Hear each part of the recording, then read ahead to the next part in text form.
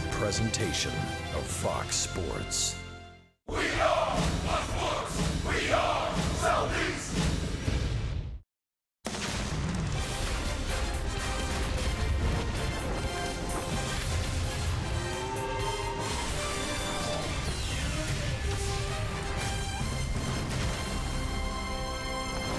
As we welcome you to Phoenix, Arizona, the heavy hitters are out once again inside Chase Field as the Braves and Diamondbacks wrap up an offensive-minded 4-game series. It's stop number 1 on the Braves' 2-city road trip.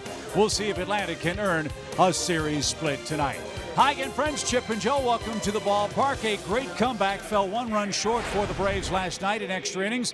And really, frankly, Joe, the story of this series has been very, very tough pitching luck for both the Diamondbacks and the Braves. You know, Atlanta needs Matt Whistler to take the ball deep. He returns to the rotation tonight, and he faces a hot-hitting Arizona club in Game 4. Yeah, he made 4 starts down in Gwinnett. I'm anxious to see any adjustments he might have made. It'll be his first start since July 28th at Philadelphia. He'd gone through a stretch of 4 or 5 starts where he really got knocked around. July was not kind to him. Early in the year, this was a continuation of what he did last year at the end of the year. He pitched so well down the stretch in September last year. Everybody thought he was on track. And then, boy, did he hit a speed bump in June and July. Hopefully tonight he's straightened out. So, while the offenses are streaking and the Braves' bats are booming, they're running into a tough customer for the Diamondbacks. Left-hander Robbie Ray is on quite a roll. Well, he has figured it out. He is striking out people in bunches. His strikeout per 9 innings is 3rd highest in the major leagues and the highest of any left-handed pitcher. He is the reigning pitcher of the week, struck out 13 in 7 innings in his last outing against San Diego. You see there at the bottom, 2-0. 0.95 his last 3. I think that says it all. Well, if good pitching gets out good hitting, we should see Whistler and Ray perform well tonight. At least we hope that'll be the case. Nick Markakis is standing by with Kelsey Wingard. She'll have all the facts and frivolity for Game 4 of our series from Chase Field. Lineups and first pitch coming right up.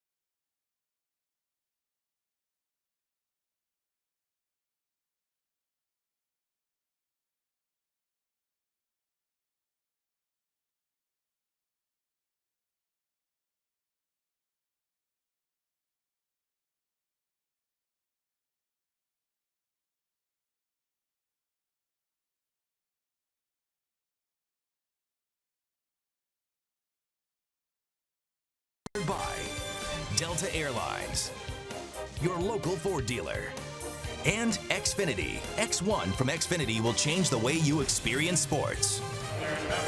Welcome back to Chase Field for Game 4 and the series finale between the Braves versus the Diamondbacks. And if you stayed up late with us last night, you saw Nick Markakis putting on a show at the plate and defensively, and he has been incredible for the Braves recently. In his last 20 games, this man is hitting .320. Now, when the Braves signed him to a 4-year, $44 million contract, Braves country didn't really know what to expect from him. He has been recovering from neck surgery, but he has been on fire and exactly what they need in right field as of late. Taking a look at our Zaxby's indescribably good play. Markakis hitting .273 so far this season with 9 home runs and 72 RBI. He has also hit 33 doubles. This man is a double machine. Now, Brian Snitker knows how much he means on the field to this team, but he also knows how big he is for this team off of the field. He'll show up and he's going to have his year, another good year, and he is. He's just, and he comes to play every day too. That's another thing. It's like I got to talk him to take a, really talk him into taking a day off, because the guy wants to play every day, and he's a consummate professional. I mean, he's just what it's all about, and that's what it looks like. And young guys that are in that clubhouse can look at how he does it every day, and that's how you do it. We have the series finale of the Braves versus the Diamondbacks coming up next, with Matt Whistler making his return from Gwinnett back up with the big plug. Chip and Joe take it back with first pitch and starting lineups coming up after the breaks.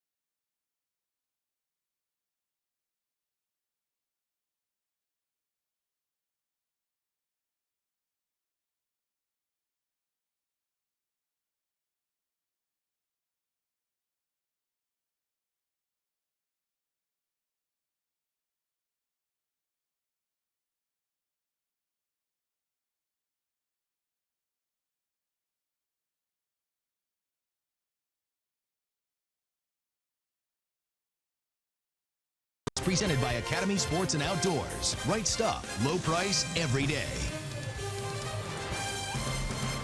Back in Phoenix, it's the finale between the Braves and the Diamondbacks. It's Throwback Thursday here at Chase Field. The Diamondbacks pay tribute to their 2007 National League Western Division champions. The Braves would like nothing better than to knock them off tonight and earn a 4-game series split. Ender Inciarte had 4 hits out of the leadoff spot last night. He'd love to continue his good work against his former club.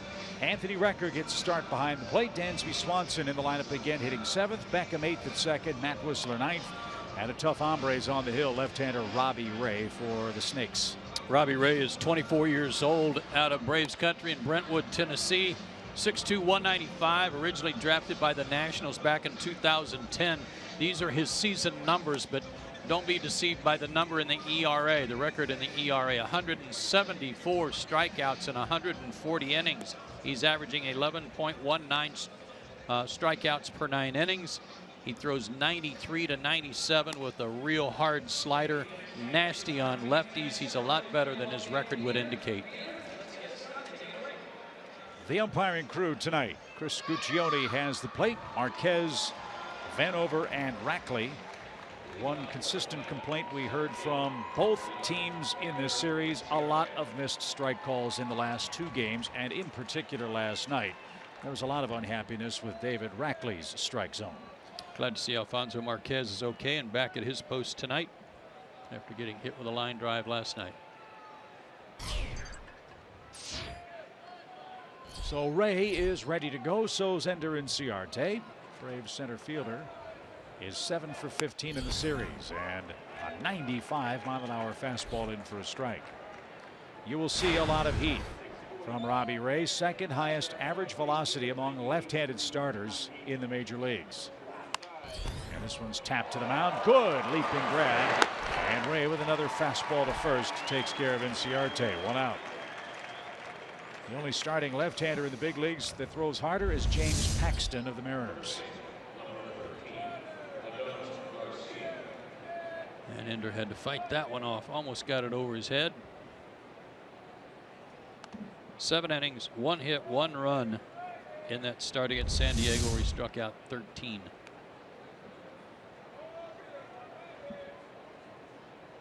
Randy Johnson, the last Diamondback pitcher with a 13 or better strikeout game.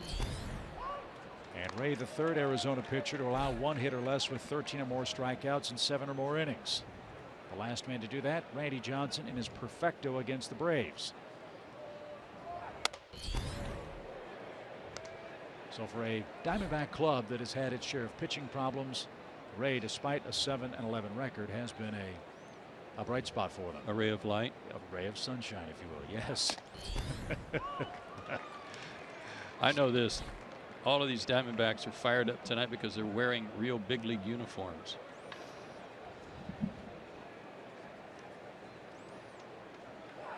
Oh, good cut. Right on it. And he's had a few of those, hasn't he? Yep. Home run number 11 for Garcia here last night. 44 RBIs. He's hit 2 homers in this series.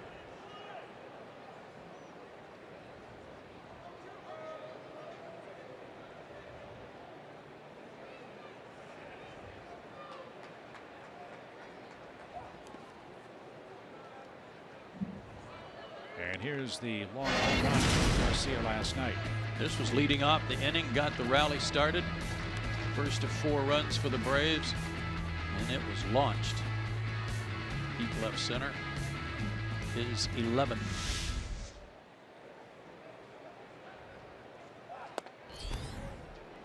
That's over but low, and the count is now 3-2.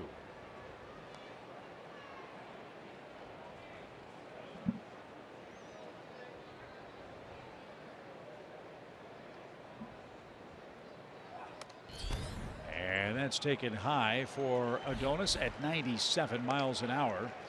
And that's the first Atlanta base runner. 1 on, 1 out for Freddie Freeman. Both of these teams underwent an overhaul, I guess, last night. Both teams sending players out, calling players up, filling in spots where their bullpens have really been horrible, and hoping that some fresh faces will help. I'll tell you about those moves in a second as Freddie Freeman bats for the first time and takes a strike. Rob Whalen, as expected, placed on the disabled list for his shoulder.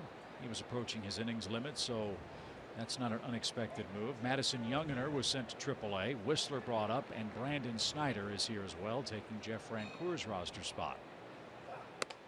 Those were the Braves moves. One more. Brandon Kniff is here too. And Brandon Kniff is here. Thank you. For Arizona, they brought up 2 pitchers, one of them from AA, Vicente Campos. Dominic Leone and Steve Hathaway were sent back to AAA. Silvino Bracho was the young man who was called up from AAA.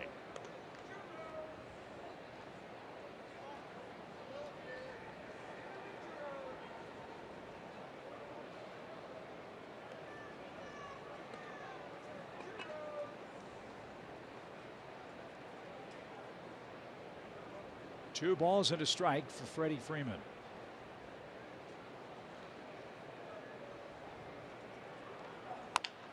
Slow roller hit to the right side.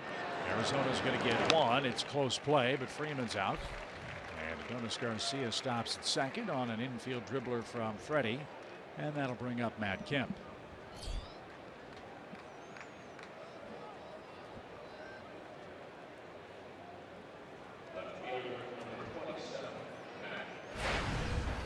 Jake Lamb's the man that made that play on Freeman, so the official scoring a 5-3 put out. And now Matt Kemp bats.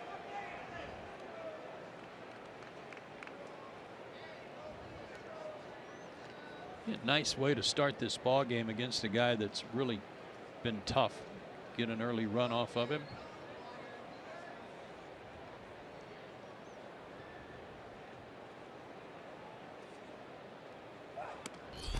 And a strike shaves the outside corner. And Matt has faced him quite a bit and has had real good success against him. 5 for 11, 2 homers.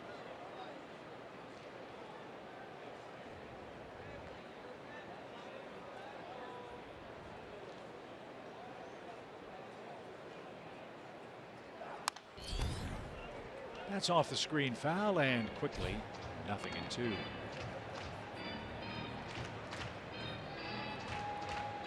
There are only 4 Braves on the 25-man roster that have seen Robbie Ray. Kemp one of them, Nick Markakis, Jace Peterson, and Adonis Garcia. That's of course the start of tonight's play. So Ray might have an advantage the first time through the order. He's jumped ahead 0-2.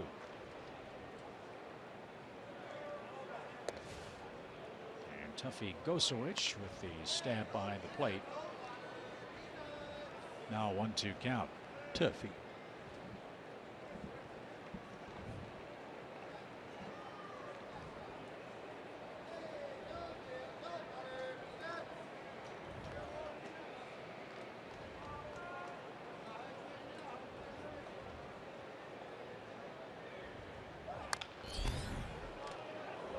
That's bounced into the camera well beyond the Arizona dugout.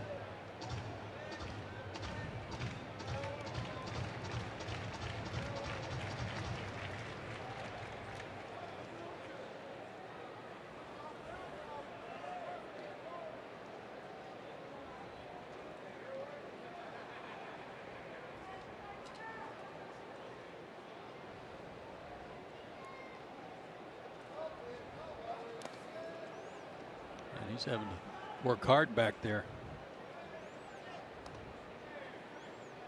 And our first meeting on the mound for the Diamondbacks tonight. I'm going to take the over. I don't think that'll be the only one.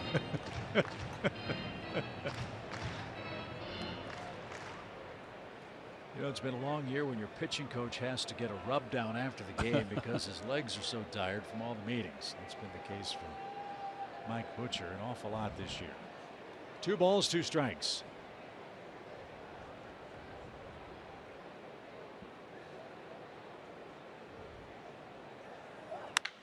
A bullet hit toward third, and Lamb with the play. Low throw, but Goldschmidt stretches out and makes the play. And that retires the side. Garcia walks his left stranded. Welcome back, Matt Whistler. He's out for the bottom of the first.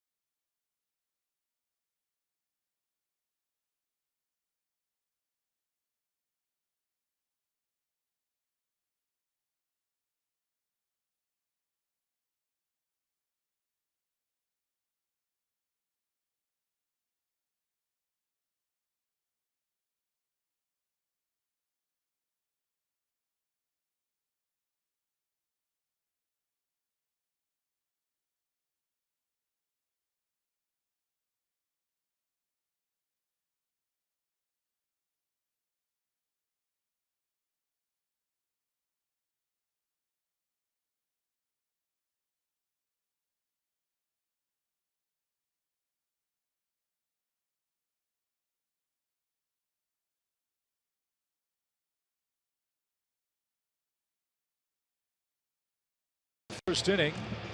The Braves got a 1-out walk for Adonis Garcia. Couldn't bring him around. And now Matt Whistler is back in the big leagues. And this is what Matt did in his 4-start stint down at AAA. 2-1, 3.71 ERA, 5 walks to 22 strikeouts. That's good. 257 batting average, also good. So we'll find out what Matt gained by being there. Hopefully some confidence. And from the frying pan to the fire. First batter he faces is Gene Segura. Starts play tonight hitting .319. And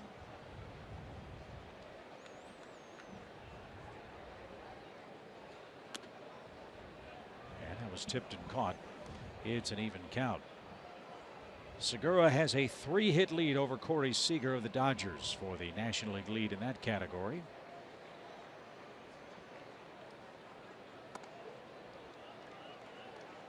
And he's 2 multi-hit games away from the top spot, which is held by Daniel Murphy with 49. He's been an excellent offensive addition for Arizona.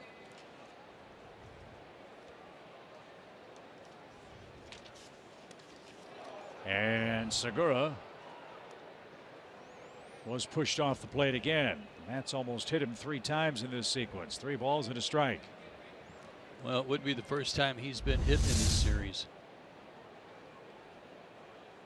And the Diamondbacks have been hit a lot in the first 3 games. To short. Dansby Swanson's first chance tonight. Got rid of it quickly, and an accurate throw gets the leadoff man. 1 man down.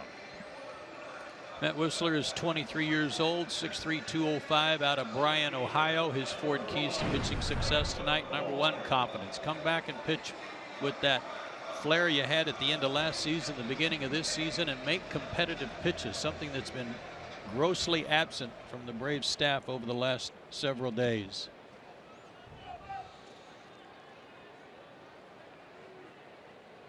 Michael Bourne had a huge game last night. Michael had 4 hits. And I loved your point you made about this Arizona club with this spacious ballpark in downtown Phoenix. They ought to have people hit a lot of triples. Well, Michael's done that. 2 of them in this series. And that's a bouncer foul at first. Whistler's last start on the 19th against Charlotte. He got the win, 7-5, 7 innings. Gave up 3 earned runs, no walks, and 4 strikeouts. And when I say competitive pitches, it might be, what does that mean? It means pitches that are located where you want them to be, where you're trying to get a guy out by making him swing at your pitch and not missing so badly that they're not competitive, where the hitter is not even offering at them. What do we see in our pregame graphic? Over 1,000 pitches in the first 3 games by the Braves and the Diamondbacks combined. So let's split that in half. Let's say it's 500 each team in the first 3. And there have been 12 competitive pitches. That's about right. As that's ball 4 for Michael Bourne. But seriously, it was really, really noticeable, whether it's been Tyler Flowers or Anthony Recker behind the plate for Atlanta, Wellington Castillo for Arizona, how much the catcher's glove has had to move just to make a last-second stab at a pitch nearing the plate. Yeah, it hasn't been pretty, and the hitters are loving it. Paul Goldschmidt, 20 homers, 78 RBIs. A couple of homers against the Braves this year, and that one missed. Remember last night I said something about Julio when he can't remember the hitter, but there was a time when he was in a count where why mess around with anything other than just a fastball rather than run the risk of facing Goldschmidt with 2 out. So that's kind of the case here. And I know Michael's a good player and had a great night last night, but it's the first inning. Make a competitive pitch. Make a pitch that he's going to offer to swing at. The odds are if a batter puts the ball in play 7 out of 10 times or better, he's going to be out. But you can't get him out if you walk him. And it's 2-1 to Goldschmidt. One of the issues that plagued Matt before he was sent down were first inning pitch counts, walks, and some damage, and falling behind early.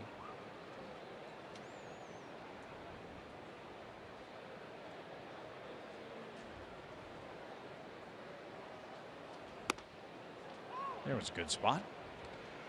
2-2. Excellent. Beauty.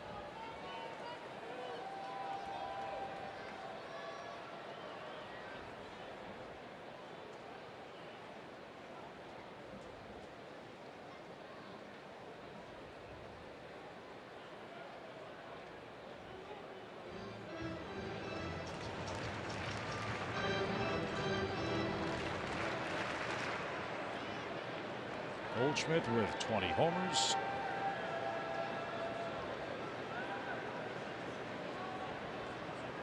'27 doubles, 20 stolen bases this year. Rolls one down the line and out of play, foul. Talked about this a little bit earlier in the series about obviously how strong he is, but also how quick he is to the baseball, and with virtually no stride. He might pick up his left heel a little bit, but puts it right back down. Wide base, big guy. He's not hanging down off the knob of the bat either.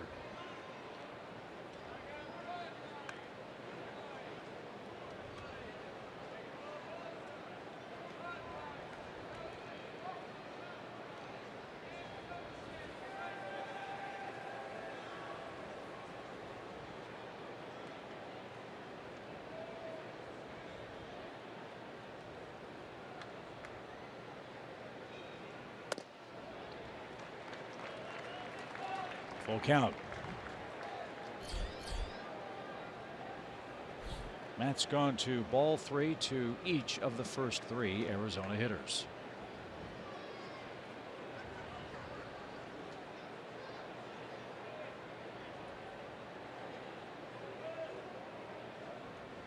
Bourne leads. There he goes.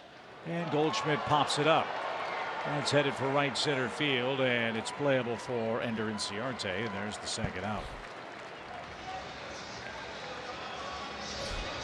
3-2 slider. Nice job, got the out.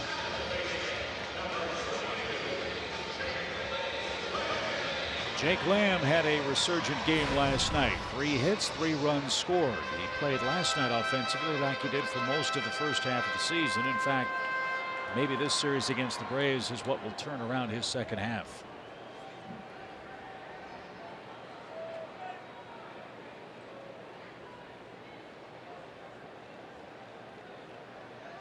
Lamb with 79 runs batted in. That's 1 more than Paul Goldschmidt for the Arizona team lead, and he takes a strike.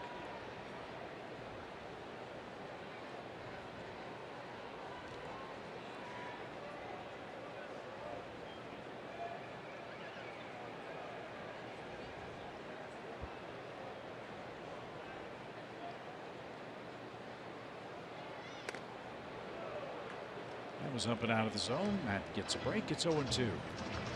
We've seen Matt rush his fastball up there around 94 at times. He doesn't try to live up there. He saves a little bit for when he needs it, but he can bump it up a little.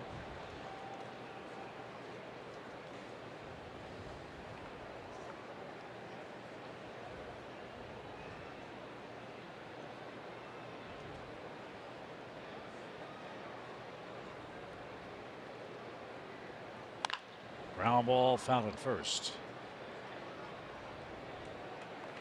Dan thought he might have cracked the bat. He didn't. And so the count stays 0-2.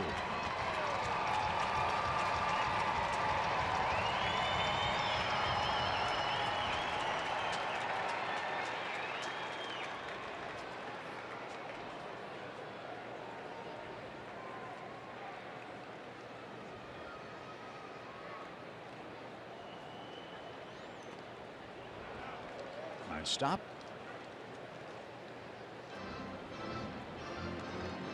1-2 strikes. And Tyler Flowers started the first 3 games of the series, so a little work for Anthony tonight with some fresh legs.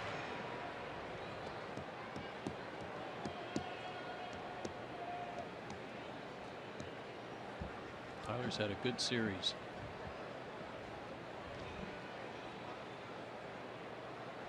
Pitch number 22 of the inning is coming from Matt Whistler. And Lamb rolls over to second. And that's an easy play. And Whistler's back in the big leagues with a scoreless first inning. Couple of ground ball outs for Matt. That's a good start. Nick Markakis leads off the Atlanta second next.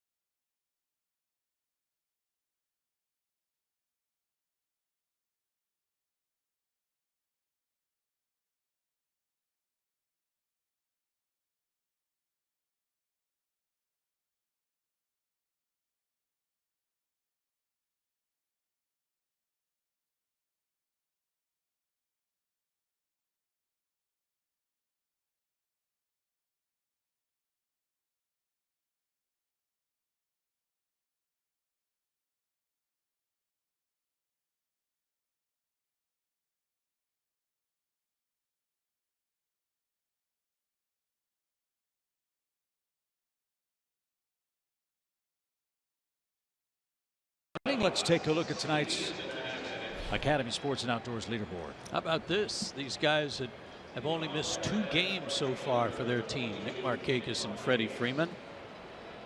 And it's also game number 128 for the D-backs, so only 2 misses for Goldschmidt too. Everyday guys don't want to be out of the lineup.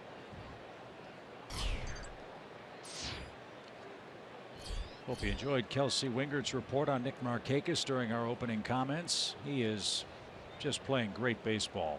Offensively, defensively, hitting home runs, driving the ball well. While we talk all the time about Nick being a professional hitter, I think he might have had his best defensive inning in the game late last night. Might have. They were huge catches.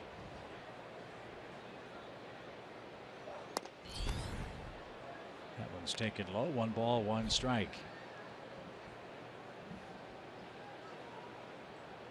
That's his work for August. Last night, 3 hits, 3 runs, and 2 RBIs.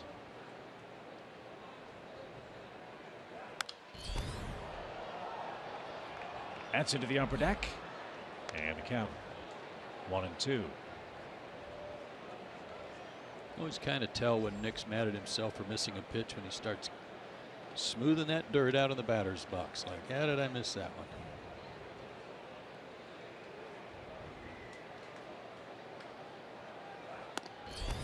Strike 3 called.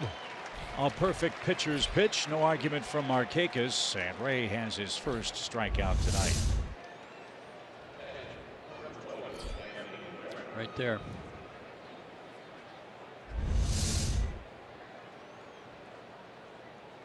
He's tall.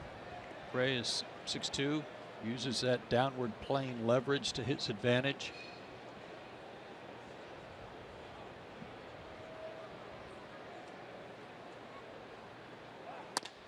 I'm trying to think who he reminds me of with his motion, and Chris Sale kind of comes to mind for me. I don't know why. Looks like he hides the ball pretty well.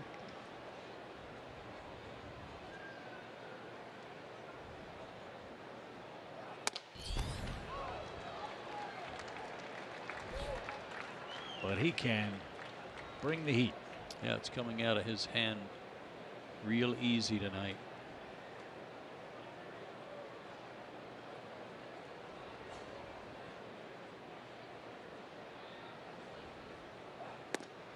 Swing and miss. Back-to-back strikeouts. 2 up, 2 down. Well, this was the slider. We haven't seen it much, but a good backdoor pitch to a right-handed hitter.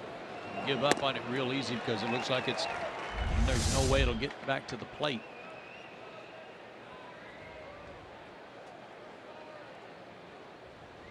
Base is empty for Dansby Swanson. He's had 3 hits in the series.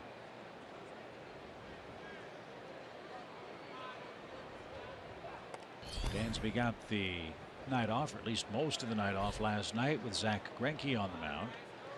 And that's something that Brian Snitker has said would happen from time to time the rest of the way. Swanson's playing in more games as a professional this year than he has at any time in his life. And the Braves will pick spots for him to get a little rest and just soak in what's his first stop in the big leagues. And the rest did him some good last night as he whips a single into left field past Lambs. There's the first Atlanta hit. And Swanson's 4 for 10 against the Diamondbacks. Nice quick turn on that pitch in on him. Look how he got his hands inside the baseball there. Got his hips open, cleared out of the way. Nice. You know, he doesn't have any grudge against the Diamondbacks at all. You know, some players might come back to play their original team and say, I'll show you. Well, he never really got a chance to show the Diamondbacks anything because he was hurt.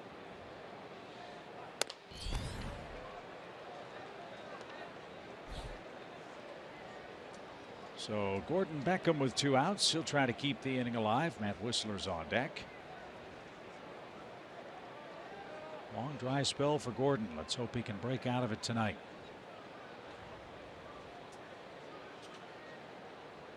Swanson's running. Goswich's throw to second is going to be late.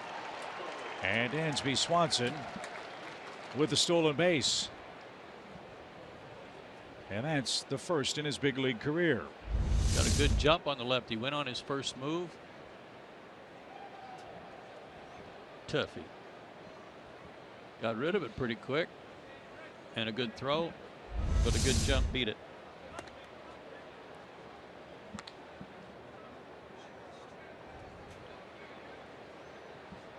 So the count 3-0. The Diamondbacks will go ahead and walk Gordon Beckham. And the Braves will at the very least clear Matt Whistler here in the second.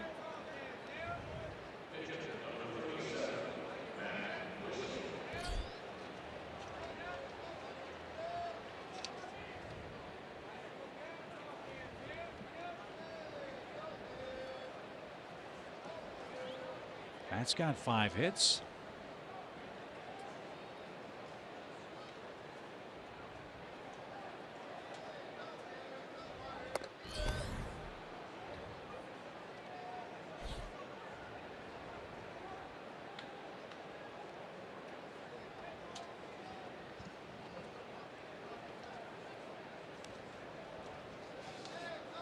First run in the ball game is very important for the Braves. They're 27-25 when they score first.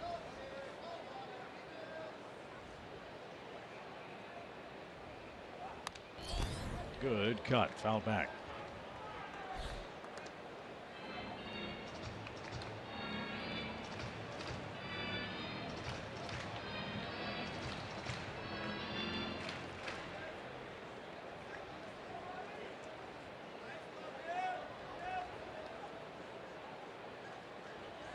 Good speed aboard for the Braves with 2 outs.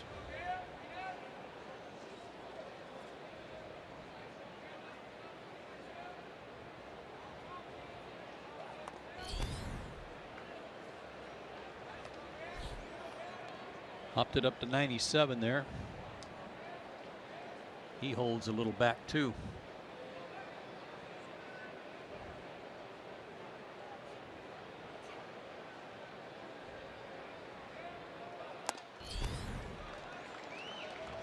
And now the deuces are wild. 2 balls, 2 strikes, 2 on, 2 out, second inning.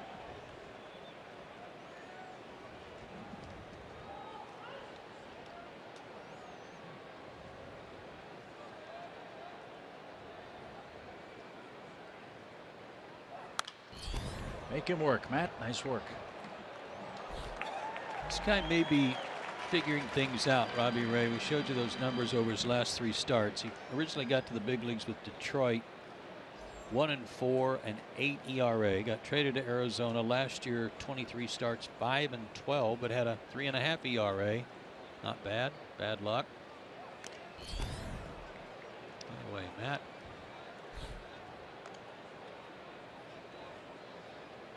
Struck out a ton last year, but also walked a bunch of guys. He was drafted by the Nationals and then traded with Ian Kroll and Steve Lombardozzi for Doug Fister in 2013. And then last year in the offseason, Diamondbacks, before the season started, they got him for Didi Gregorius. A swing and a miss.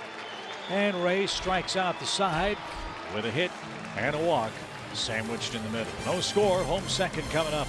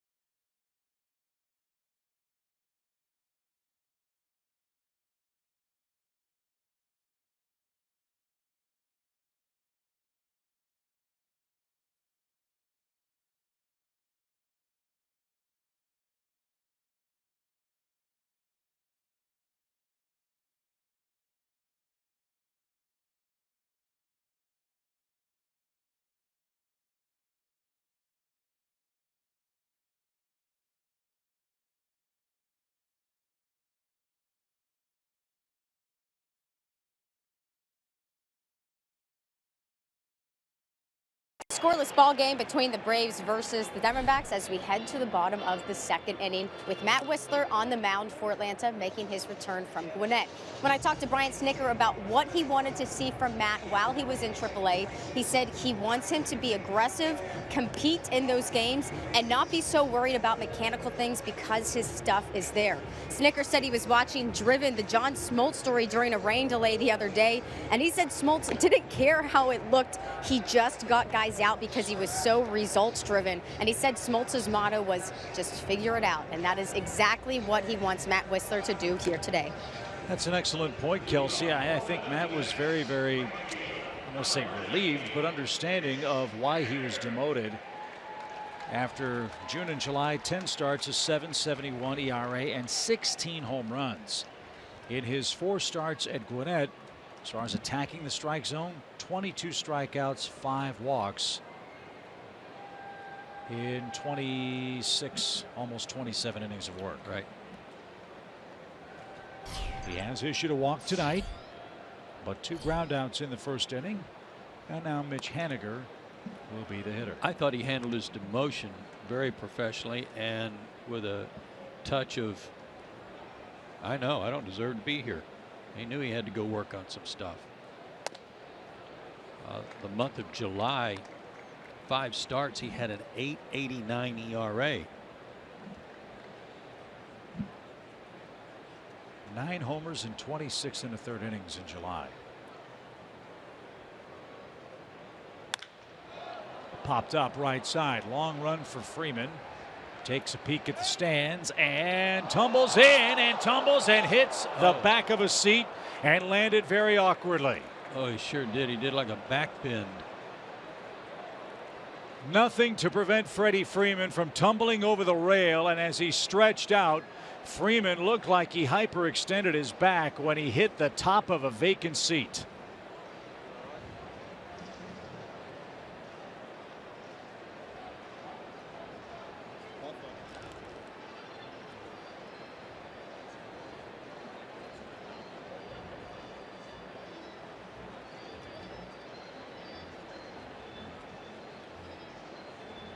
Just about the whole bench and half the team on the field. In fact, most of the team on the field coming over to check on him. There was no one sitting there, so when he couldn't reach the baseball, he went down. You can see him stretching his back there.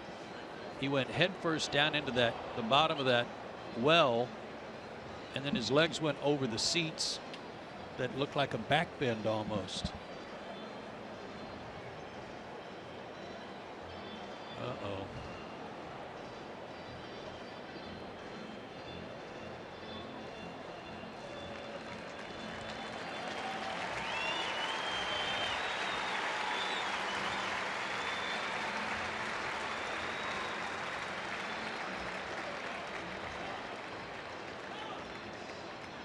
Freeman's going to walk through that area where there are fans and then back into the Braves dugout, and he's going to try, it appears, to stay in this ball game somehow, some way, after a unbelievable effort and a very scary flip into the seats.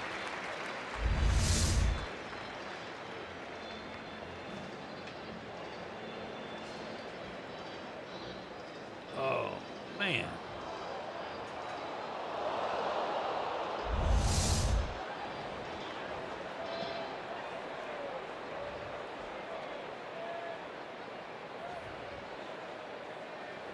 Chris Guccione asked Freddie if he was all right, if he needed an extra second. He raised his right hand and said, "I'm good to go."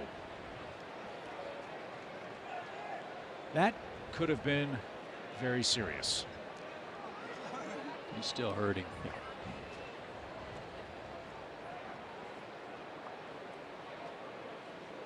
I don't know how it couldn't be. 2 balls and a strike for Mitch Haniger as we continue the home second inning. Fly ball right. Markakis drifts back a step or two and puts it away for the first out.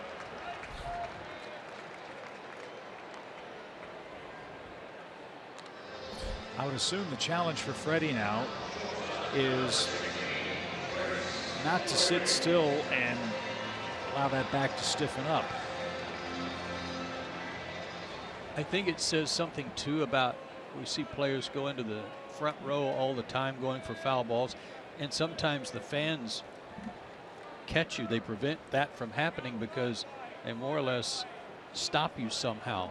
You hit bodies, and there was nothing to stop him except the concrete floor and the chair backs, and I think there's even arm rests on those chairs. And that's one of the unique features of this ballpark. That area is dug out like the dugouts. Those are field level seats, but the fans are actually sitting below field level. And when Freddie went over that fence, he had another good 2.5, 3 feet to go to try to reach and brace his fall, and obviously couldn't do it.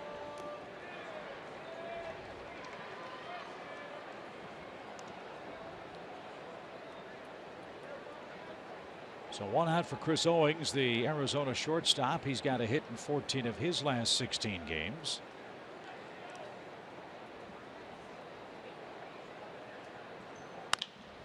And a shot toward Dansby. What a play and what a throw! Dansby Swanson with a dazzling play for the second out. And these fans here appreciating it. What a release.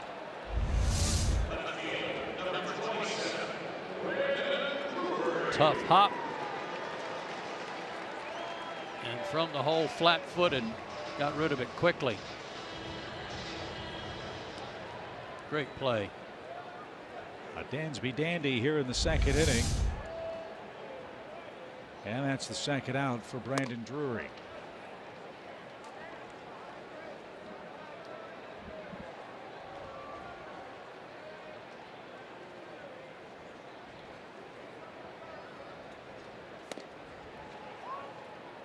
Play like that gives your pitcher some extra zip, wouldn't you think? No kidding.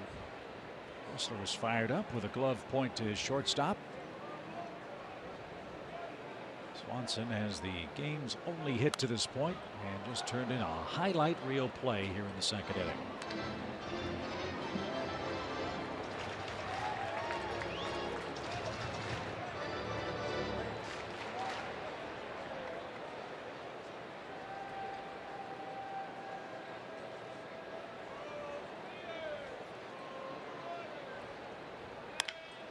To third.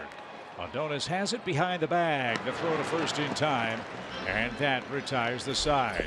Great effort by Freddie Freeman. Great play by Dansby Swanson. Scoreless game. We head to inning number 3.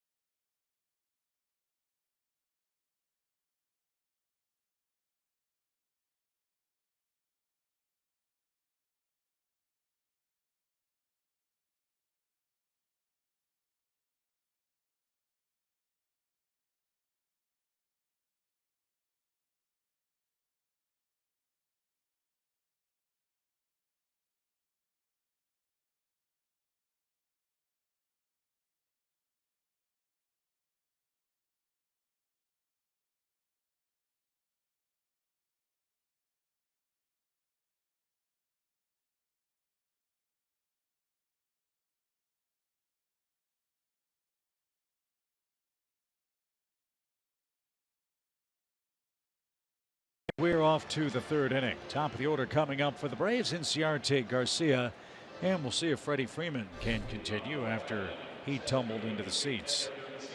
Great play by Dansby Swanson, who already has a base hit as well.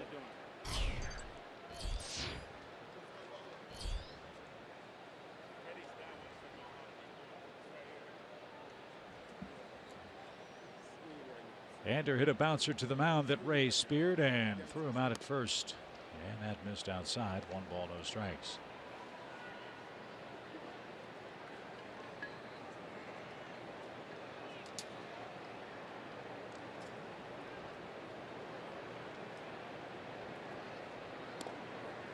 Ander's having himself a great second half of the season at the plate. Entered tonight's play hitting .355 after the break with a hefty .404 on base percentage. Scoring a lot of runs, taking away a lot of runs. It was excellent defensive work too. That .355's got to be near the top of the league.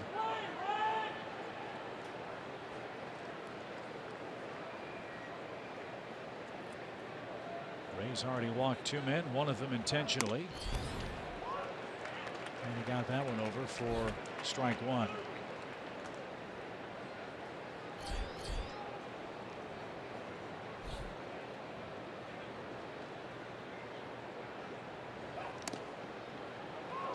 Got a corner call. And if there's been a pitch that Ender has disagreed with most, it would be that one that was labeled number 5. And last night his disagreement was primarily set up by calls that were off the plate outside and then given that corner. That was a strike.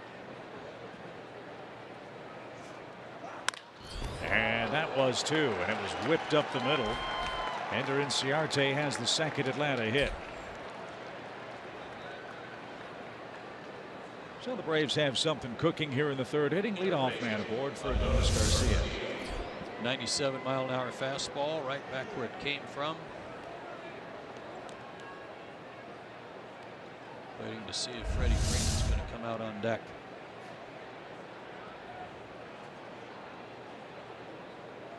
Looks like he will.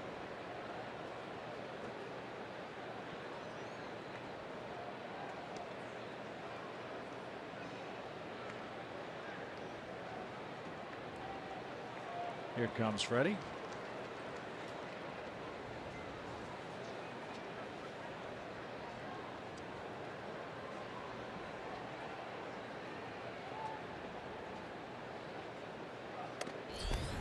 Adonis has really opened some eyes in the second half as well, and is riding an 8-game hitting streak. 10 hits in that stretch. 5 hits against the Diamondbacks here with a couple of homers.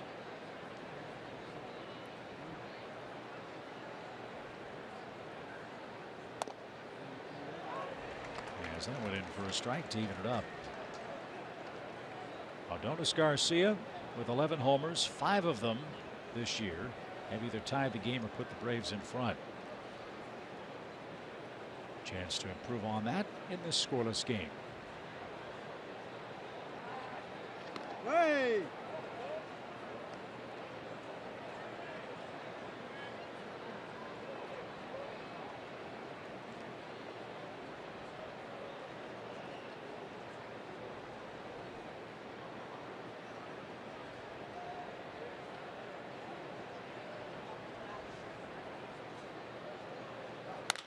Ground ball the right side and through. Inciarte sprinting around second. The throw comes through to third. And Atlanta's got runners at first and third with nobody out. Well, Freddie is going to try it. But this scared everybody in Braves country. Boy, I mean, it's like being put on a rack there. And your point's a good one, Chip, about how even after he's over the rail and reaching to kind of catch himself, he's got another 2-3 feet to go. The swing, this at bat and his swings will tell us a lot, I think. Yeah. Because he's got a flight to look forward to tonight. And a different bed, right? The great thing about the Braves charters, though, the Delta charters, they've got reclining seats.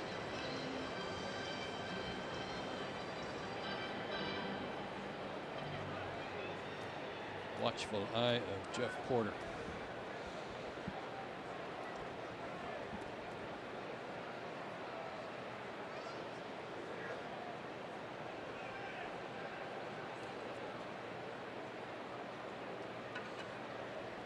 First and third for Freddie, nobody out. Braves have 3 hits. And he turned it loose, but didn't get it. Strike 1.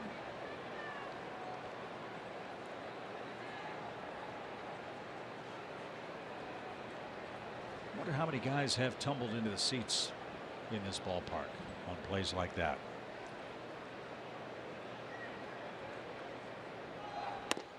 Because you could prevent that by raising that railing quite a bit. Because I'm sure from the player's perspective, thinking about that being dug out doesn't even cross your mind, does it? No. I think that's the only ballpark that I can think of where there's that much of a gap from the playing surface to where the seats are anchored. And a base hit to right is going to make Freeman feel a lot better. A run scores to make it 1-0. So 3 straight Atlanta singles, 62 RBIs for Freddie, and it's 1-0 here in the 3rd inning. Threw the slider to the left-hander, but it broke out over the plate, and Freddie got out around it. That's 24 runs batted in for Freeman in 19 games in this ballpark. Now, the wild horses factor couldn't drag him away. A chance to get another 4 at-bats here. Let's see if Matt Kemp can help the Braves add on. He bounced out his first time up. And that's taken low. 1 ball, no strikes. National League West has kind of cornered the market on left-handed strikeout pitchers, haven't they? Yep, we're going to see one of them in the next series, aren't we? Madison Bumgarner. Clayton Kershaw is starting to throw, by the way. think he's got a 60-pitch bullpen session coming up, and they may or may not send him out on rehab if Kershaw says he's good to go. Dodgers with a 3-game lead now over the Giants, but they made a shocking trade today. The Dodgers? The Dodgers. Which we'll talk about in a moment. 1 ball, 1 strike.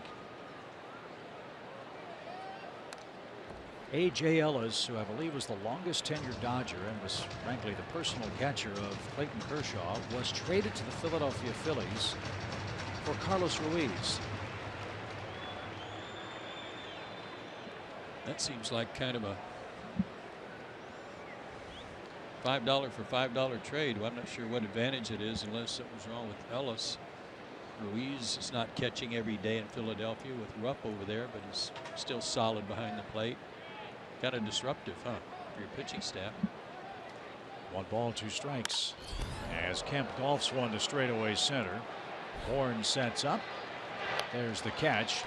And Adonis is going to try to get to third. He will with a headfirst slide. And Kemp advances Garcia to third base with 1 out. Good aggressive base running. Inciarte going first to third on that solid hit by Garcia. Set up Freddie's RBI. And now trying to take advantage of Michael Bourne's arm.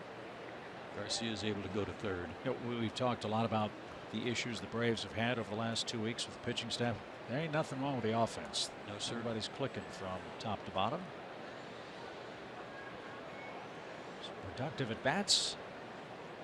And Nick Markakis has been in the middle of that. He was struck out on a pitcher's pitch to start the 2nd inning.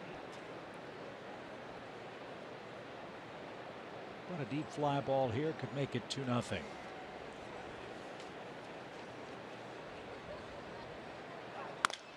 Ground ball slowly hit towards short. Segura 1. Throw to first is not in time. Markakis keeps the inning alive. And Garcia scores the 2nd run. It's 2-0. And look at Freddie Freeman. Banged up, walking crooked, getting base hits, driving in runs.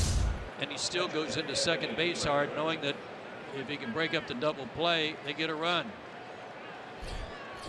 Made it hard on Segura to make that turn. And a lot of high fives at the end of the dugout for Freddie Freeman. And Markakis clearly safe.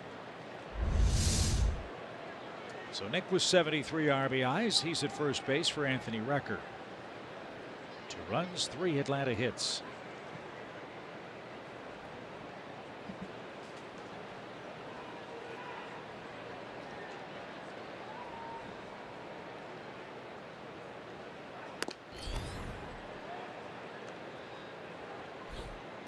Ray wants a new baseball.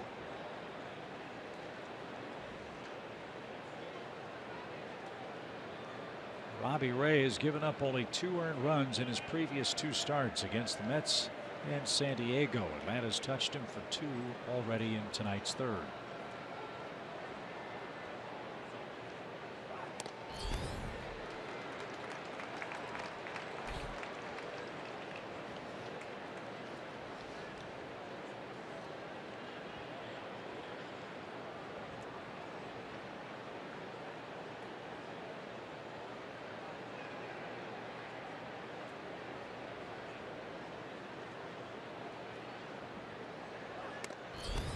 These last 3 starts for Ray, where he's pitched so well. 7 innings of 1-run ball, 5 innings of one-run ball, and 7 innings of shutout ball. 2 of those starts against the Mets, 1 against San Diego.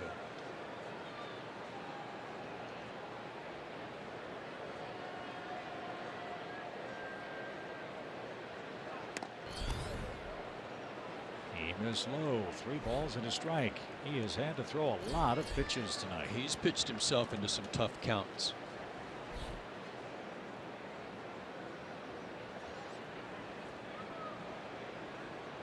Both managers need innings from their starters tonight. Pitch number 61 for Ray. He is tipped and caught. Full count.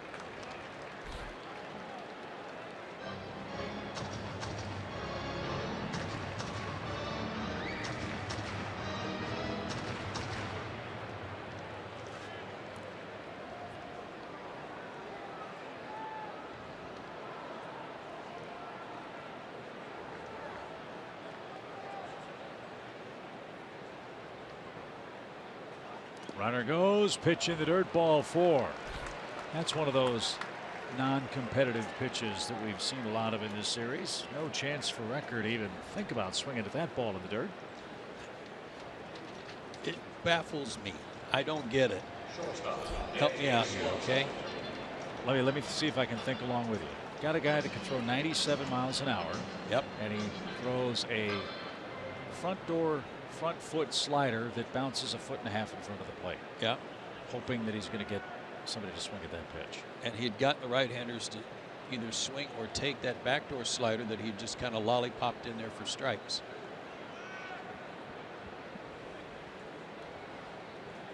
Well, it keeps the inning alive for Dansby. He's the 7th man to bat. Singled and stole a base his first time up, and that's taken high.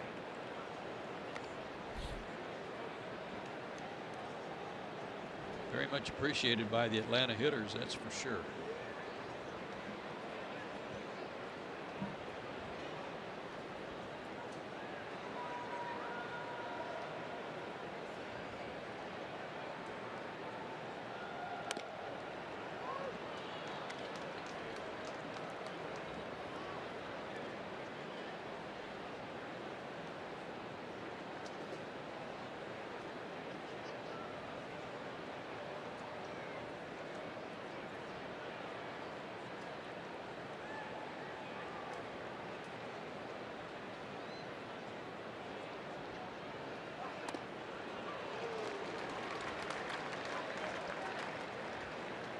One and 2 your count.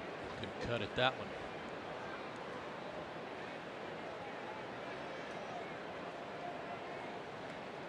Braves are trying to get out of town with a series split. And their second win in 7 tries against Arizona this year. 1 ball, 2 strikes. And a swing and a miss ends the inning. First 3 Atlanta hitters singled. Freddie Freeman with an RBI hit. Nick Markakis with a ground ball makes it 2-0 after 2.5.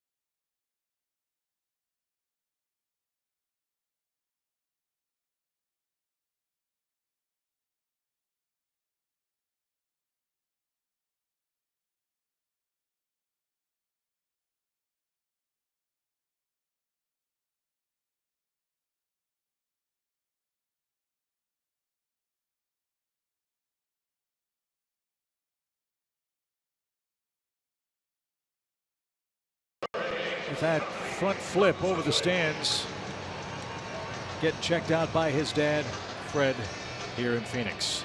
I had to drive over from Orange County to watch his son play, and certainly didn't want to see him get hurt. And like any dad, wanted to make sure he was all right. And was not going to hurt himself anymore by continuing to play.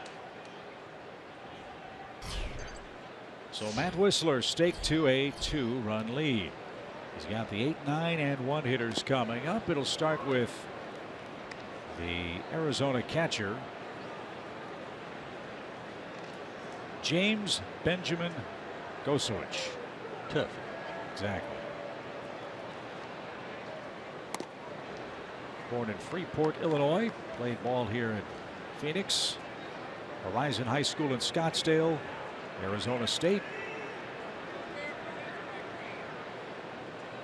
Played in the 2005 College World Series with the Sun Devils. Tell you what, if you went to Arizona State and spent any time there at all, there's a good chance you got to play in Omaha somewhere along the way. What a program, what a historical college program. It's been a long and winding road for Gosewich, who was originally drafted by the Phillies, was stuck behind Carlos Ruiz for so many years in the Phillies system. He finally got a chance to make an opening day roster at the ripe old age of 30. He was the starting catcher for the Diamondbacks last year. Tore his ACL on the left leg in June. Made his Diamondbacks debut this year on July 3rd and came back with a base hit. Good for him. And a liner caught by Dansby Swanson, who moved to his left.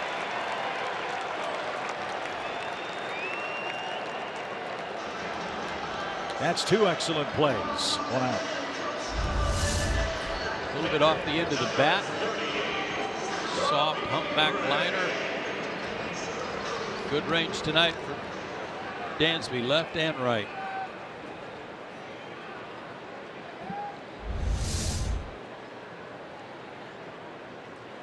So Whistler's got the leadoff man in each of his first 3 innings. And he's facing Robbie Ray, the pitcher. Let's talk too about Matt. One reason his record is 4-11, not just because he's given up a lot of runs, but let's be fair to him. There have not been many games where he's had leads. Fly ball left center, and that's playable for Inciarte. Matt Whistler and Julio Teheran have been 2 of the worst run-supported pitchers in the National League this year. So this is, I'm sure, for Matt, first game back. Wow, what a welcome relief to have 2 runs to play with in a hitter-friendly ballpark early in the game. No question. No question.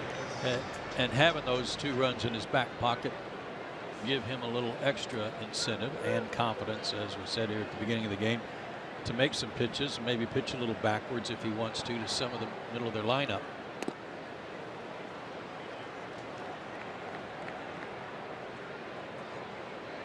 He'll start his second trip through the Arizona order with Gene Segura, the second baseman. And that's downstairs, ball 2.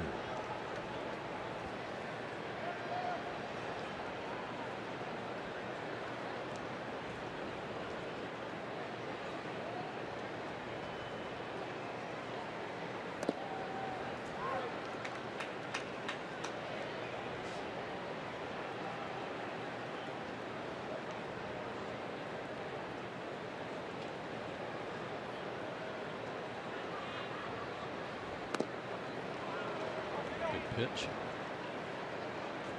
Now that is a competitive pitch, isn't it? Absolutely. It's close enough to induce a swing, but it wasn't a strike.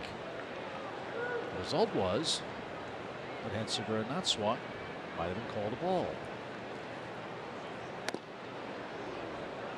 That was 2. That was a good pitch.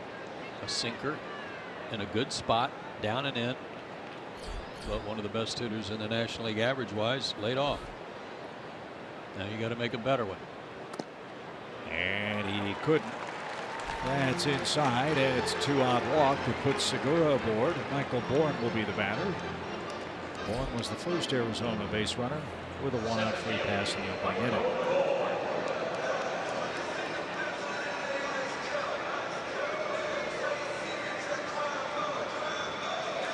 Keep hearing whispers that A.J. Pollock might be back for Arizona later this weekend. The Reds will be in town next. They certainly have missed Pollock, but Michael Bourne's done a nice job.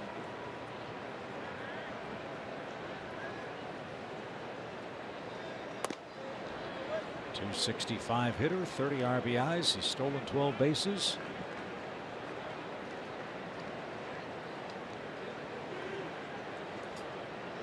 Seven games with 2 or more hits in the last 15 he has played.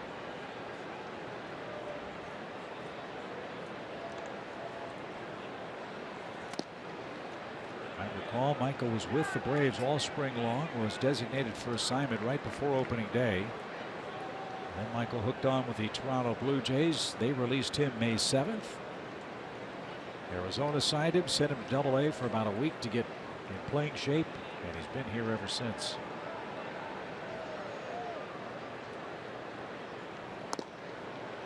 And it was a break really for the Diamondbacks, given the scramble they had to go into after Pollock got hurt himself a couple of days before the season started, maybe the day before. And they had a young player in their system with an odd name who just didn't play well, and that's what led to Bourne. And Whistler pitches around a 2-out walk. Bourne grounds out, and Matt has a shutdown inning. We go to the 4th inning, 2-0. Braves leading.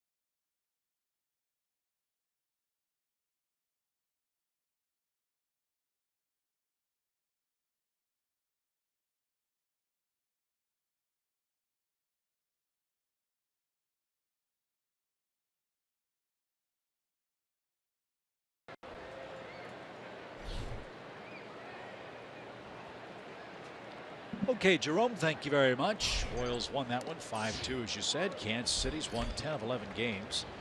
And thrilled for Jeff in this regard. He's going to get a chance to play. He's going to a team that has a shot at the playoffs.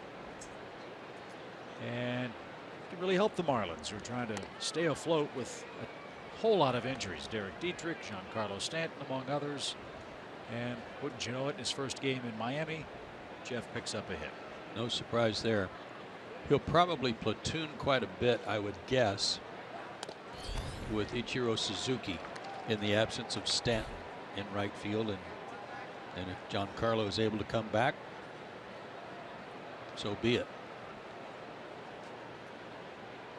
Gordon Beckham leads off for the Braves here in the 4th inning.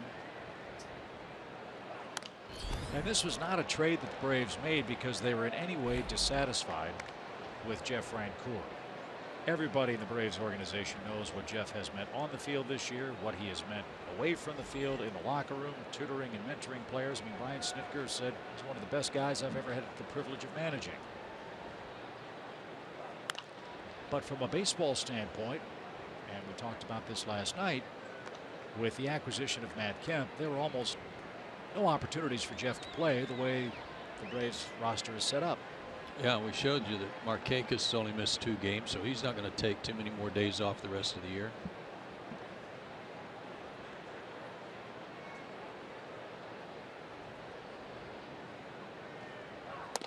Swing and a miss. Beckham's retired.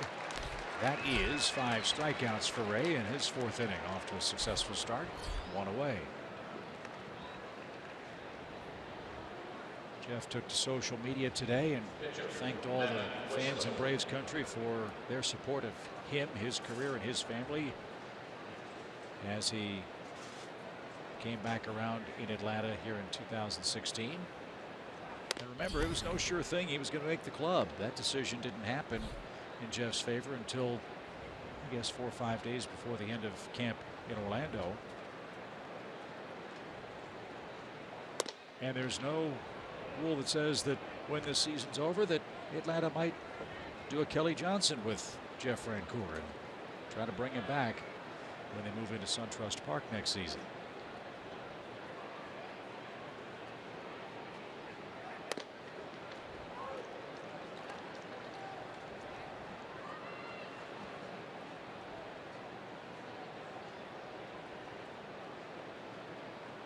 Two balls and a strike.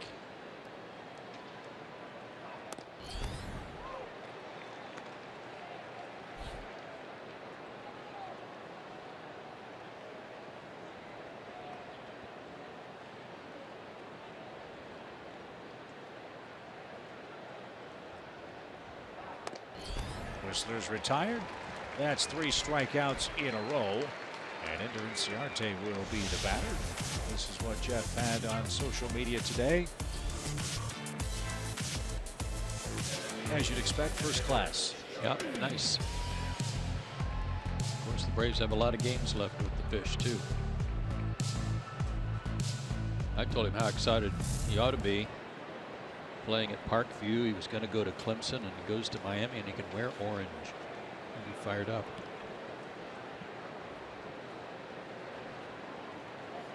Inciarte with 2 outs. 6 strikeouts for Robbie Ray tonight. 19th game that he has 6 or more strikeouts. That ties him with Steven Strasburg. Max Scherzer of the Nationals, #1 with 24 such games. Madison Bumgarner second with 23. We'll see Bumgarner on Sunday in San Francisco.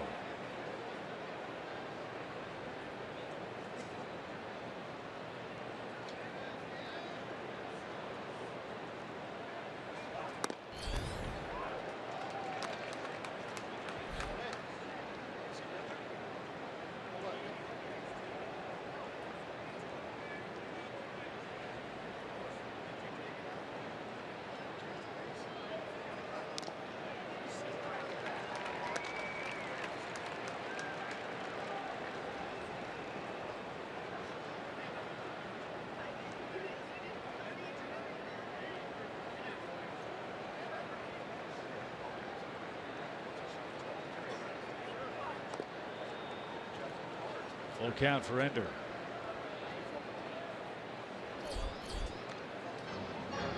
Jonas Garcia waits on deck. He's worked over Robbie Ray for 82 pitches, and he's not out of the 4th inning yet. And the way he went after Swanson and Beckham before striking out Whistler makes you glad you've already got two runs in the bank.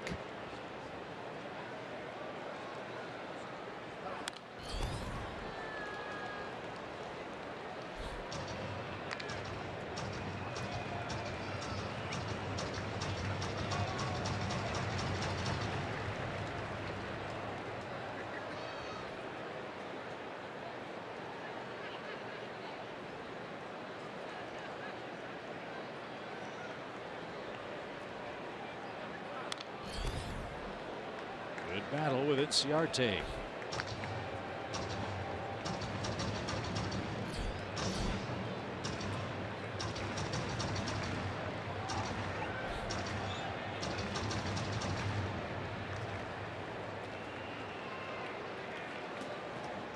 Eighth pitch of the at bat. Braves have done a real good job of running up his pitch count tonight. Rolled to the right side. Goldschmidt's got it. Pitcher never got to the bag. That's 2 times that's happened in this series to Arizona's staff. And Inciarte happy to race down the line with a gift. He's aboard with 2 outs.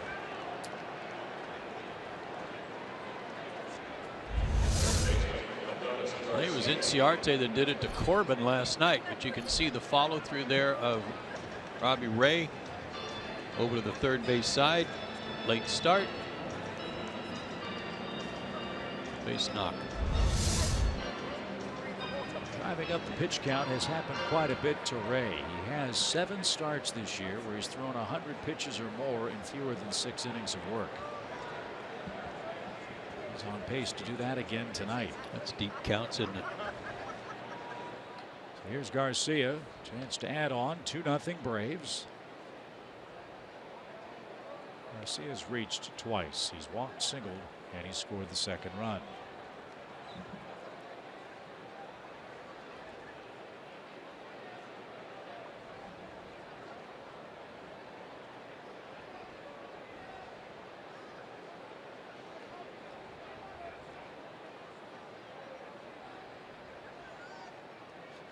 Runner goes. The pitch a strike. The throw to second is going to be in time. And Ender Inciarte's thrown out by Tuffy Gosewich. That will end the Atlanta 4th. It's 2-0 with Goldschmidt, Lamb, and Haniger coming up. Excellent throw to second. The Braves might take a look at this on review.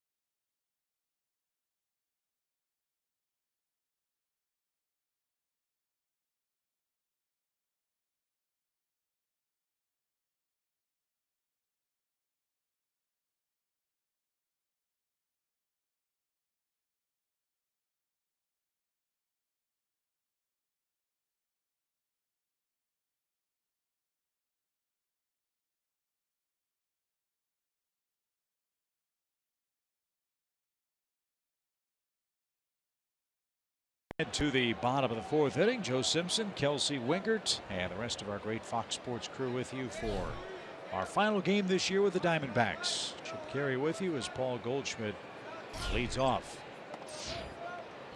And Whistler missed inside with a changeup. 1 ball, no strikes.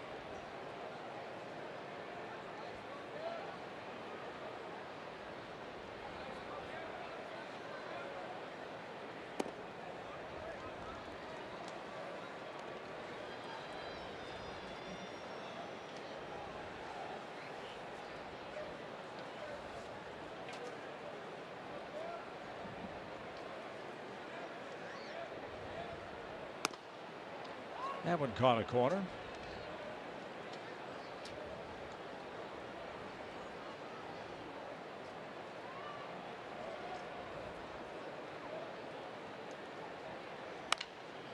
In the air to shallow center. Inciarte sprinting, sliding, and catching a sinking line drive. You've got to have great closing speed there, because it's Goldschmidt. He took a full cut, and your inclination is to take off running for the center field wall. Good read, great recovery, robbed him of a hit. That is a very tough play when you've got a big slugger up there.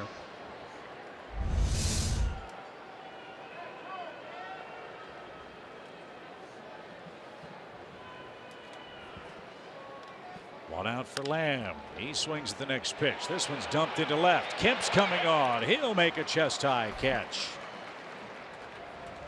Braves are having a good night with the leather tonight. And why is that? Because Whistler's making them put the ball in play, and he's getting early outs in the inning. Good for him.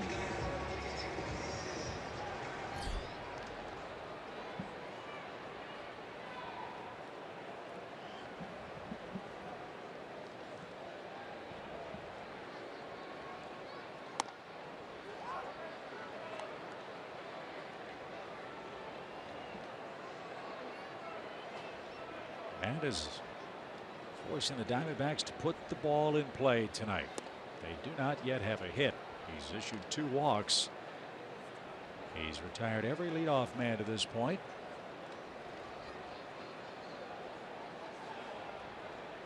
And he's quickly ahead of Haniger, 0-2.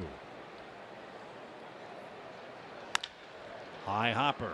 Adonis can't get it. Swanson did with a backhand. What a play. My goodness. He kind of fielded that blind too, because Adonis cut in front of him. Have a night, Dansby. That's 3 great plays by the young Brave shortstop, and Whistler gets 3 outs on only 8 pitches in the 4th inning. Ray is right back in the soup. He goes to the 5th, down 2-0.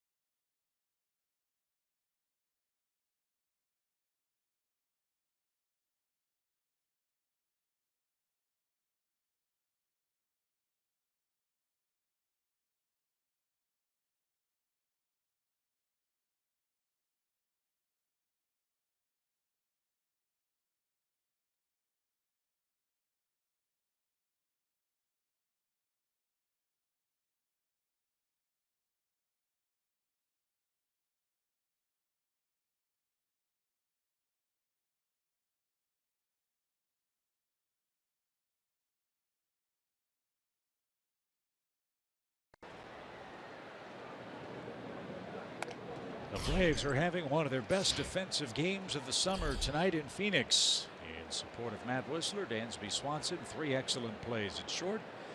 Ender Inciarte, a fine sliding catch in center, and Matt Whistler has not allowed a hit through 4 innings. Now Ray back to work with the 2, 3, and 4 batters coming up, with Atlanta already in front. And when the third baseman cuts in front of you and kind of shields your vision a little bit from the path of that high chopper, it's hard to know where to put your glove. Popped up, foul ground. Goldschmidt checks out that railing. He's good 15, 20 feet away from it. And that takes care of Adonis Garcia. And Freddie Freeman is coming up.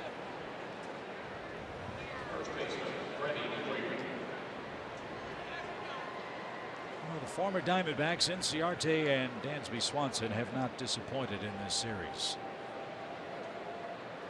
The trade principals that came back to Arizona, Shelby Miller has had a disappointing year, and tonight he's pitching in Reno. 2 innings, 60 pitches, 6 hits, 4 earned runs. Just thought that Shelby Miller was knocking at the door of a big league return. Very well could be, but a rough start tonight in AAA.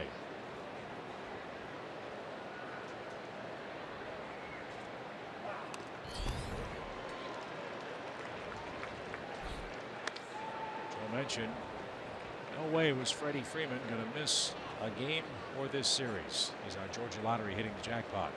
8-24 in 19 games.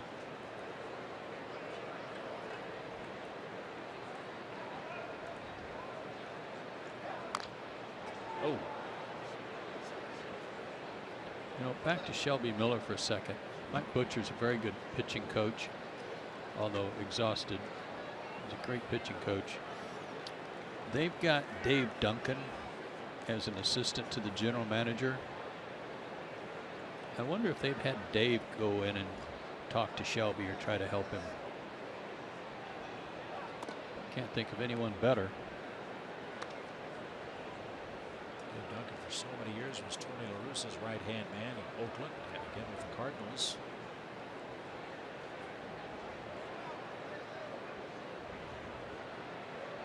It's the count 1-2 for Freddie Freeman. That missed inside. The other side of that, though, is the old expression, too many cooks spoil the soup. I wonder if... Well, the soup's spoiled right now. Yeah. I don't think you can spoil it anymore. But I mean, my point is, I don't know how many people have tried to work with Shelby. If it has been just Butcher or the AAA pitching coach, or if Dave Duncan has been involved. Shelby had a nice run going, but tonight having some trouble at AAA. 2 outs. And here's Kemp, who's 0 for 2. 7 strikeouts for Ray. And Kemp digs in with the bases empty. Braves play the Giants tomorrow night. Giants are in Los Angeles. No score. That game's in inning number 3 at Dodger Stadium. Giants have had an awful time of it in the second half. The Giants coming into play tonight are 11-25 after the break.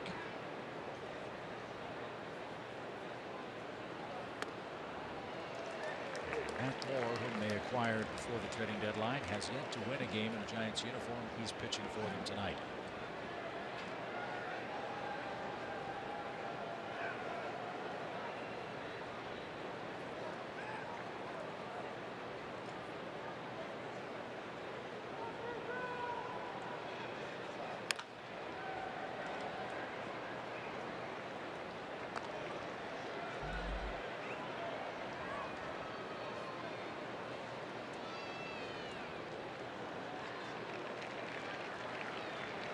Fans might wonder how Matt Kemp gets pine tar all over his uniform. Well, take a look at the bat. That baby is loaded up.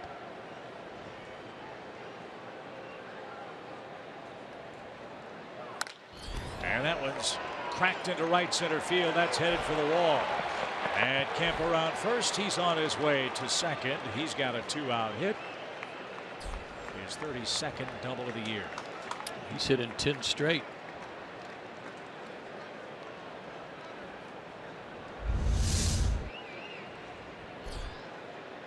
Fastball away.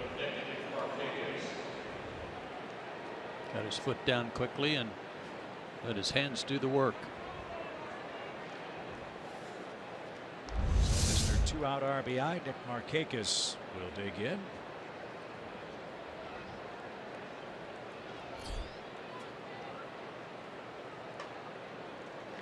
Six of Nick's 73 RBIs have come in this situation.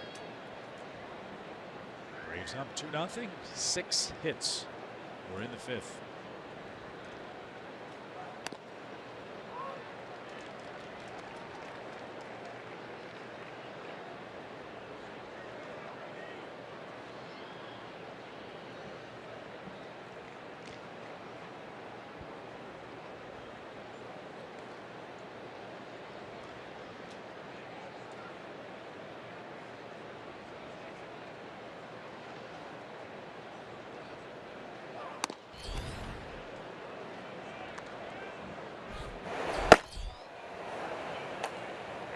Has begun in the Arizona pen. Rocco was just called up.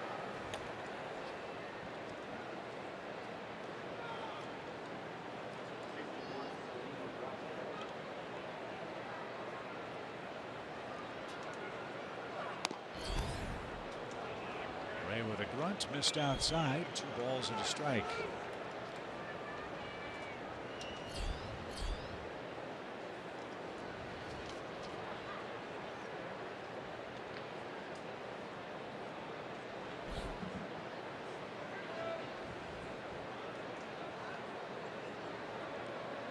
Kemp's getting a big lead. Outfield playing Markakis deep.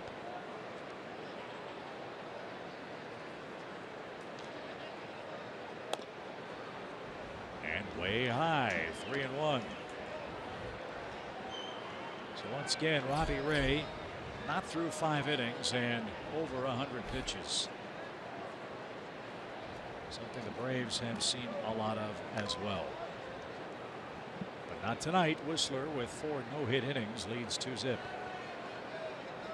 And the inconsistency of what's been going on with a lot of pitching staffs, I mean, that drives the manager crazy too. I'm sure that Chip Hale was thinking, okay, this guy's coming off a 7-inning stint of 13 strikeouts. He might have a chance to relax tonight. But Ray's been all over the place. That's his 4th walk to go with 7 strikeouts. And once again, Rob Butcher trots to the mound.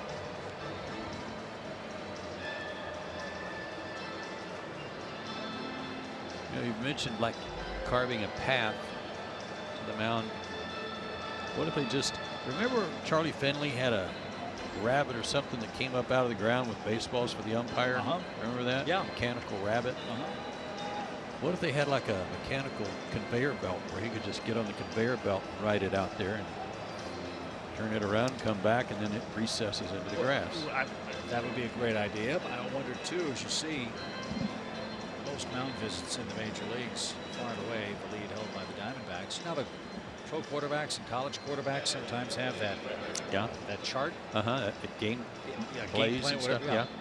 Instead of Butcher having to make his way out there, just have it sewn in like the left or right sleeve. Message 1 through 10, and you can just stand up there in the dugout and say, and like 10, number 1 would probably be throw strikes. Expletive. Right. That would save some time. Oh, that would be great. Right? I like this. I like it when a plan comes together. His record takes low. I was watching the women's softball College World Series. They do that. Coaches will give catchers signs, you know, to call pitches, and they look on their wrist to see what that signal was.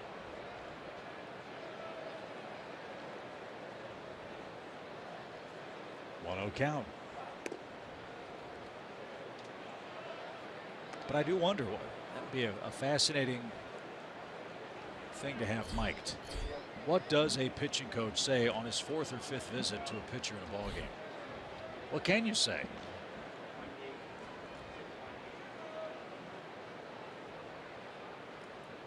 Except throw strikes. Ray hasn't done a lot of that of late. Got one by record there, 2-1 the count. What's also interesting to me is we have our own opinions. We see what's going on. But when you sit with scouts and not the same scouts, and it's the same tune you hear from them and what they're seeing around a lot of other teams we don't get to see, that's what's I think quite troubling with respect to the whole industry. There's a good one right there in the striped shirt. Steve Bye-Bye Balboni. Man, he could hit him a long way. Sure could. What a great nickname too, huh? Isn't it though? Right?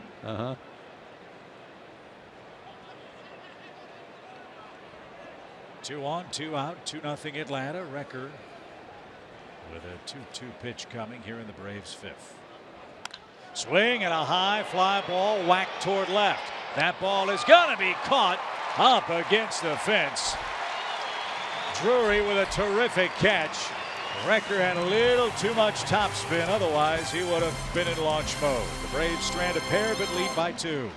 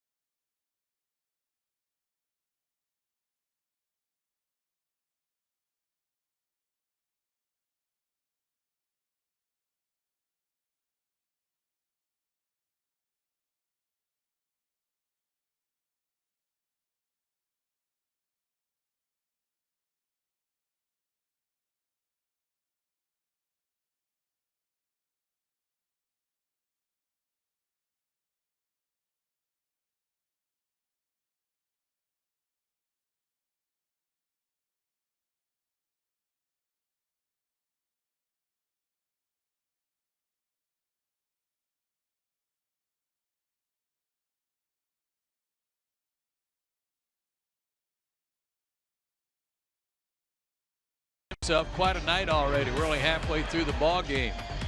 Base hit, his first major league stolen base.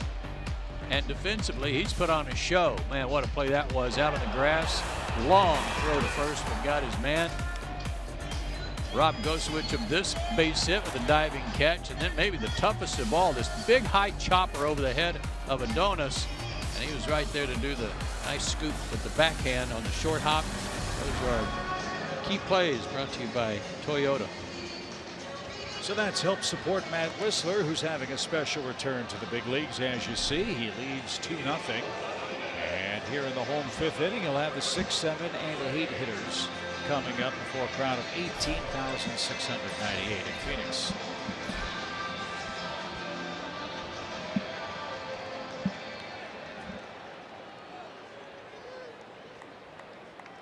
One of those great plays by Dansby Swanson came against this man, Chris Owings.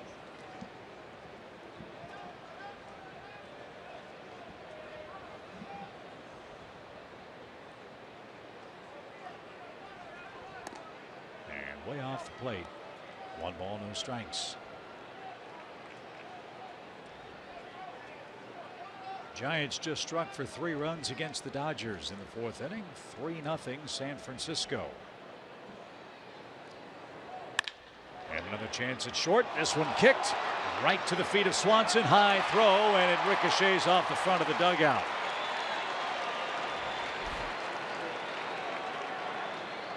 So Dansby Swanson commits his 2nd error, and that's how the home fifth gets underway for the Diamondbacks. This ball was blistered right at him. Ball kind of hugged the ground, booted it, and then tried to hurry and launched it.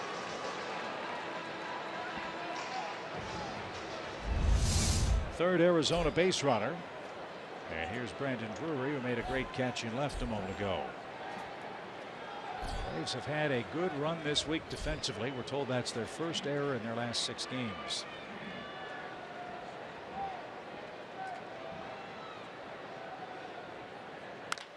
Bouncing ball left side, might be 2. There's 1. There's the stretch, and Freeman held the bag. Double play.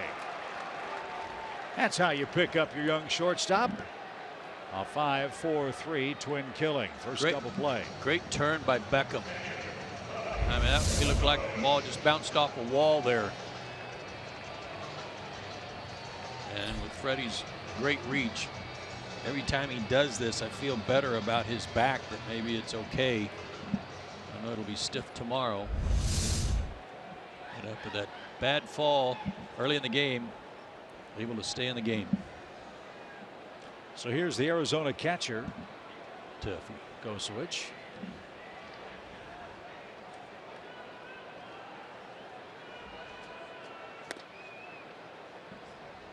He was given the name Tuffy by his dad.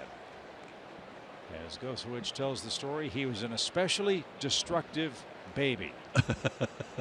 That's great. That's what he said. He used to break his crib. He'd fall out, keep going, and it wouldn't faze him. So that's how he earned the most unique nickname in Major League Baseball. Nothing happening in the Arizona fifth. 2-0.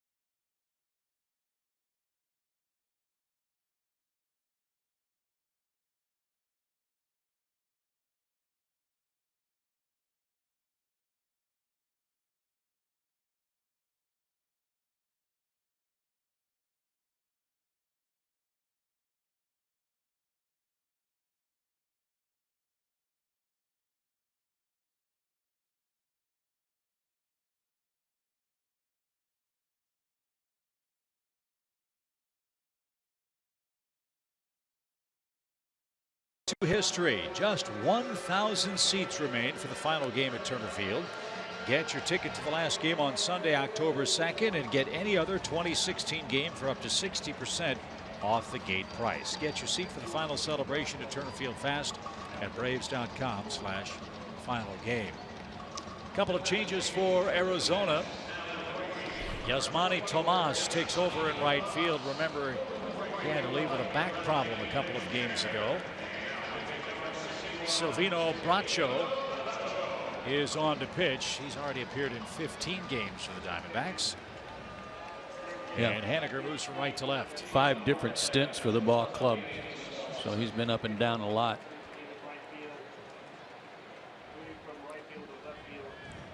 So Ray, 5 innings of 6-hit 2-run ball. He walked 4, struck out 7.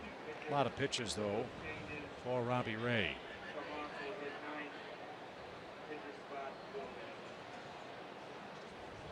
So Dansby Swanson, he singled, struck out, and he's had a great night with the glove. And that's ball 1. Going back to the final game at Turner Field, I do not recall if there were any special ceremonies from Old Fulton County Stadium, i.e. taking the pitcher's rubber or home plate. Yeah, there were. I would assume that we'll have a ceremony like that. I would think so. After that game against the Tigers.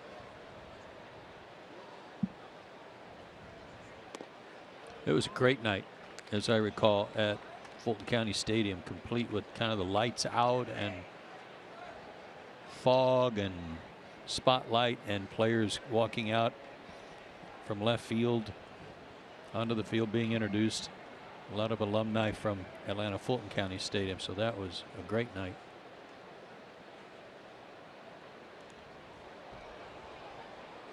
Not close. 2 balls and a strike. So we'll wait and see what the Braves cook up for the final game at Turner Field. We'll wait and see who pulls off the last number after the Sunday, October 2nd game is official with the Tigers.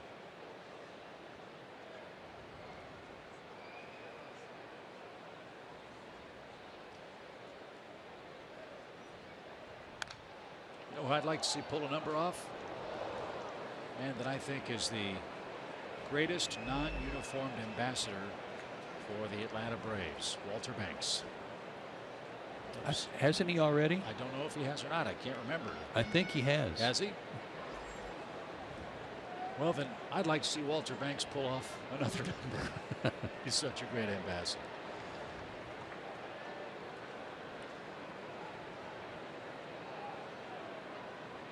I believe we're in the home stretch at Turner Field. 2-2 the count. And a broken bat, roller out to short. And Owens slips to first. Bad throw, and Goldschmidt couldn't get the tag down. Owens commits his 5th error. And Swanson has shown good speed tonight with a stolen base, and he legs this one out and starts the 6th inning for Atlanta.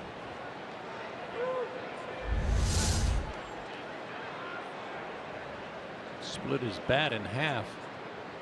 Got rid of it and just in good shape, but pulled him off the bag, and then the fan on the tag missed him completely. Good call down there at first base by Alfonso Marquez.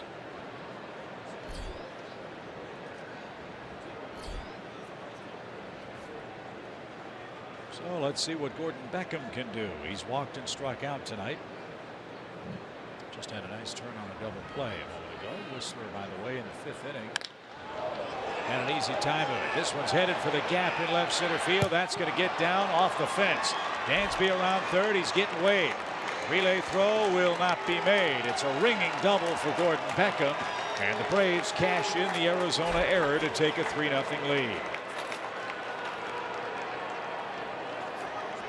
His last at bat when he struck out, I thought Gordon got caught in between. He didn't get his foot down quick enough, and he was late on the swing. This time it looked like a little better timing on the front foot, got it down better, and then his hands worked, and that ball really jumped off his bat. He needed that so much. He struggled so badly since he came back from the DL.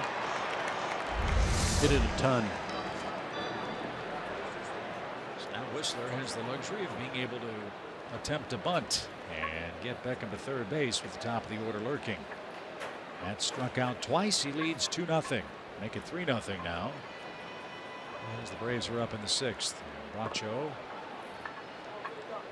has that one fouled away. Back to the backstop. Strike one.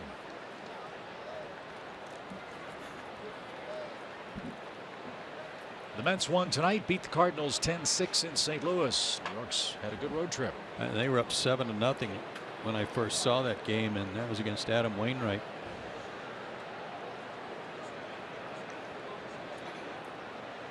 And 1 your count. And a bunt. Goldschmidt charges, fires to third, and Beckham's out. Shades of Jeff Bagwell on that play. Former star with the Astros was as good as it gets, making that charging play from first and the throw to third, and they gunned down Beckham on the sacrifice attempt. Yeah, and they had to tag him. This wasn't a force play, but Matt bunted it to the wrong side. With all that activity on the right side of the infield, push it to third, make him field it. And now Whistler has to run the bases with Inciarte up there. Ender 2 for 3.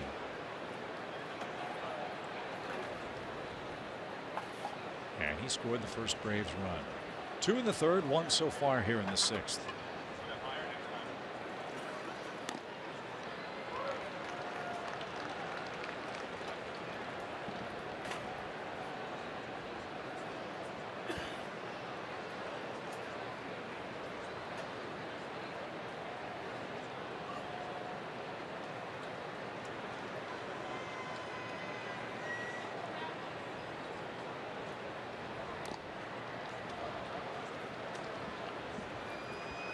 Silvino Bracho signed as an undrafted free agent in 2011 out of Maracaibo, Venezuela.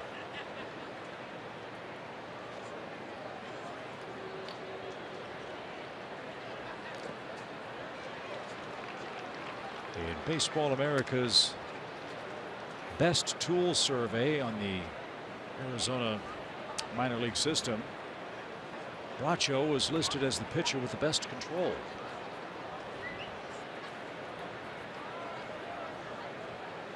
Well, that's something to hang your hat on these days. And with good reason.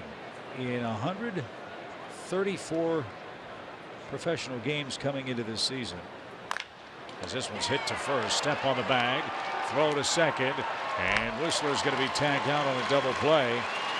Bracho only 26 walks. That's impressive, as was the defensive efforts by Paul Goldschmidt in the Atlanta 6th.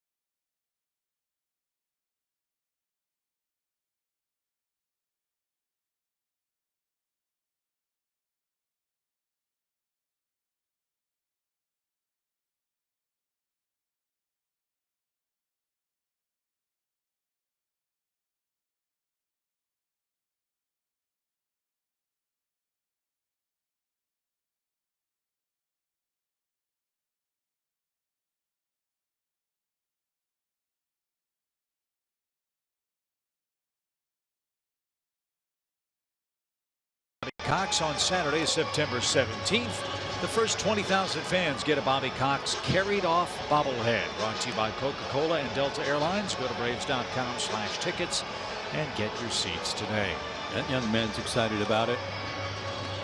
And Bobby Cox would be excited about a game like this, wouldn't he? And Sure Whistler's pitched great.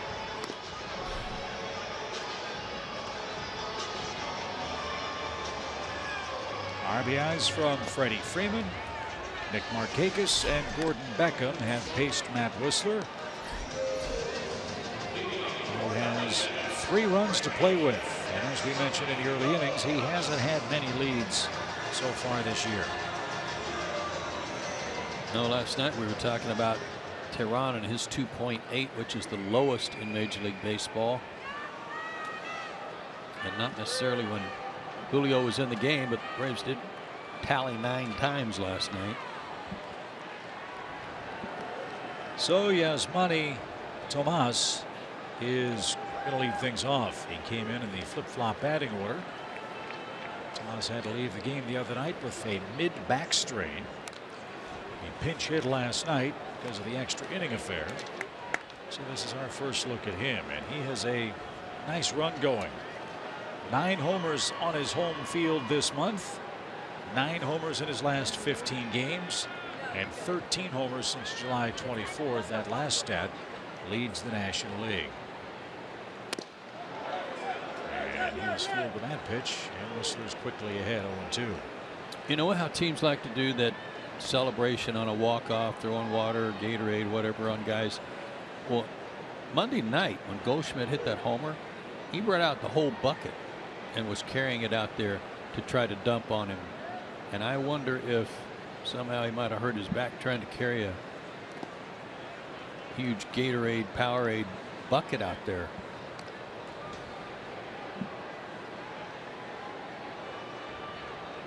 Especially if Bill Gosselin was sitting on it. Look how rough that would be. 1 ball, 2 strikes.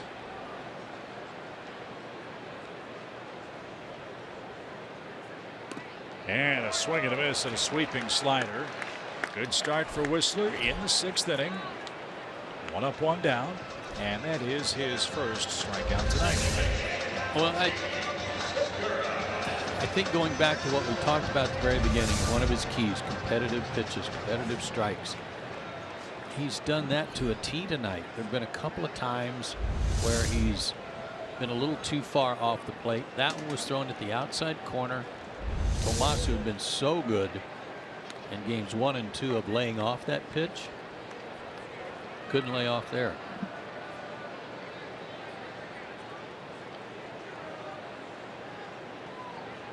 Segura's walked and grounded out tonight. And pokes this one off Whistler's glove, bobbles, recovers, throws, and got his man. Matt pounced off the mound in cat-like quick fashion. That retires Segura for the 2nd out.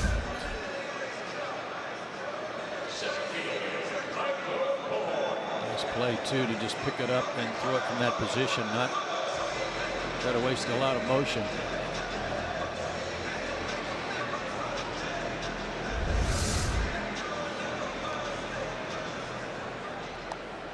Matt's got 8 outs on 19 pitches. And Michael Bourne stands in the way of another perfect frame. Michael's walked and grounded out. And look at that ball break.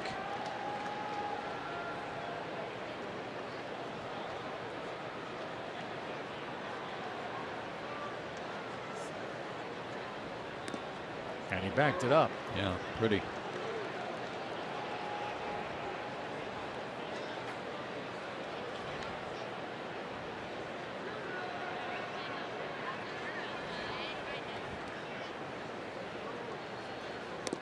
Three pitches takes care of Michael Bourne. And a different pitching pattern for Whistler in the 6th inning, but similar results. 3 outs, 9 pitches, and he's got a 3-0 lead after 6.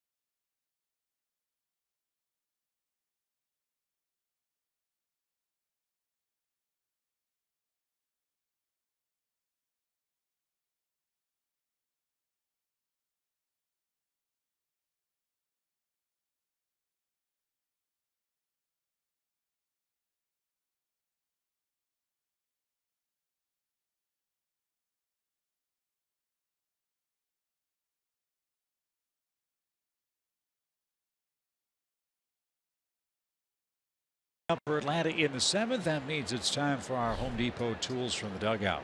Well, we know how hard it was for the Braves to score runs, let alone hit home runs early in the season, but the last 62 games, a home run per game on average. That'll help you score runs.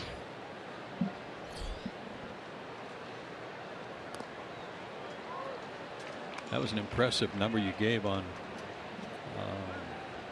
Bracho a minute ago about the lack of walks in his career. 134 games as a professional coming into this year. That covered 148 minor league innings, 12 1/3 major league innings. So in 160 pro innings, 30 walks. That's great.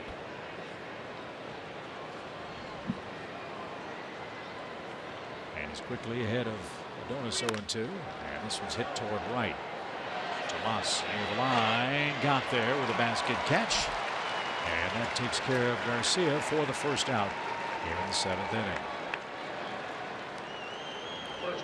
Freddie Freeman, the batter, gave everybody in Braves country a scare with a tumbling catch attempt over the railing down the right field line in the 2nd inning.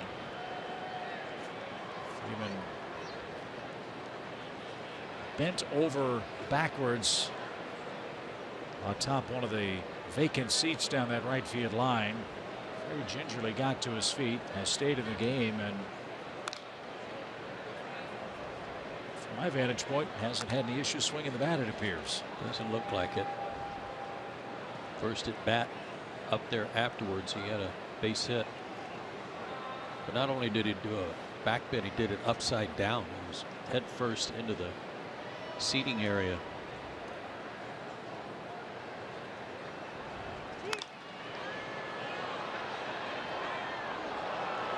It's an unbelievable effort, but what a horrible feeling for Freeman, I'm sure.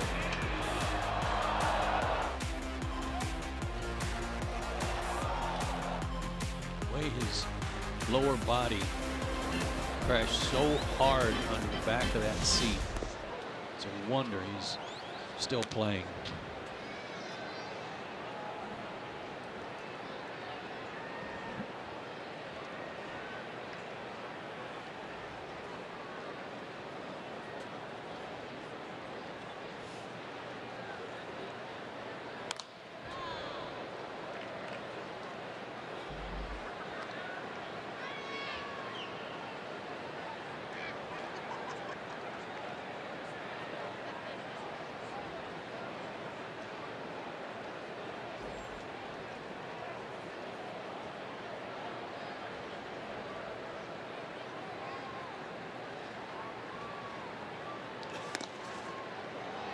Osowich tried to frame it, but didn't get the call. 2-2.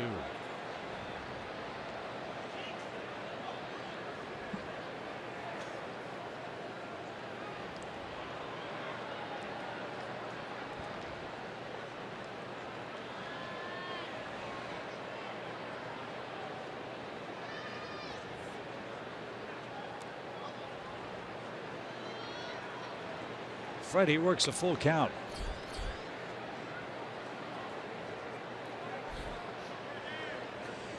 Kemp's on deck. He's 1 for 3. Freeman's 1 for 3 with an RBI hit. Nick Markakis lurking as well as we're in the 7th inning.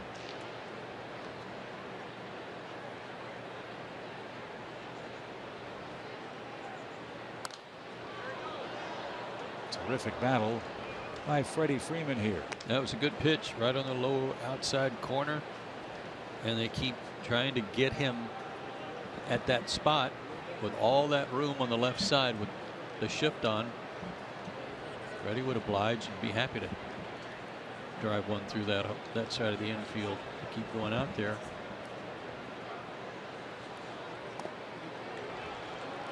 And Freddie takes downstairs. Is that ball 4? Should be. Yep. We'll go ahead first, Freddie.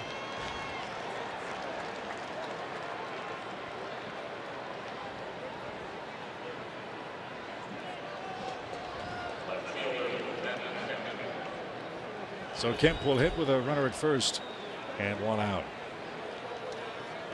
There's another one of the new pitchers. Vicente Campos.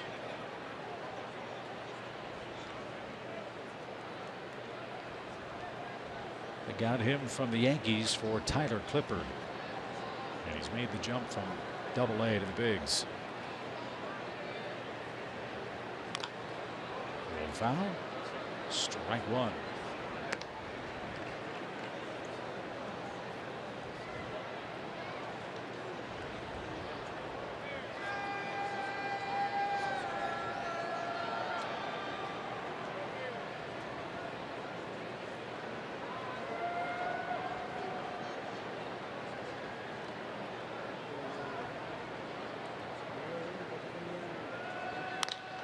In the air to center and right at Michael Bourne.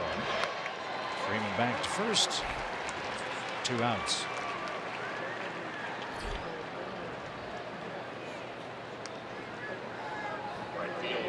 Got the pitching matchups set for you in San Francisco tomorrow night. Joel De La Cruz will face Jeff Samardzija. Mike Foltynewicz will pitch for the Braves on Saturday. The Giants haven't announced their starter yet. And then Sunday, the Braves have a pitching decision to make. And whoever that is has the unenviable task of trying to tangle with Madison Bumgarner. That'll end the road trip. Then we head back home for a brief 3-game series with the Padres before we head back out for a week. Just going to be another stop on the road trip, right? 5-city road trip that includes 3 in Atlanta.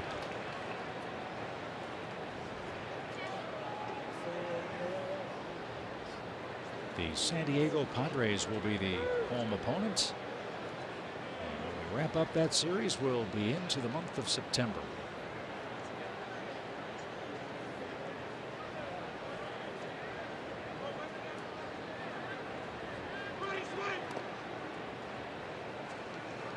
One ball, 1 strike.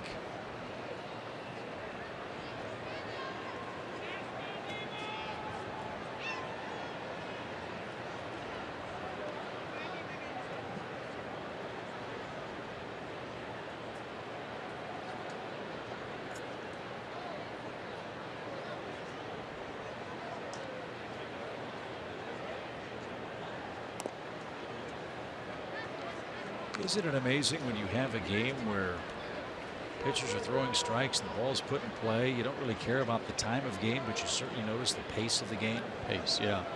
Things are moving along. And after the first 3 games of this series, this kind of game, refreshing for everybody. More so for the Braves, who enjoy a 3-run lead. And it's whacked out of play by Markakis. It's 2-2.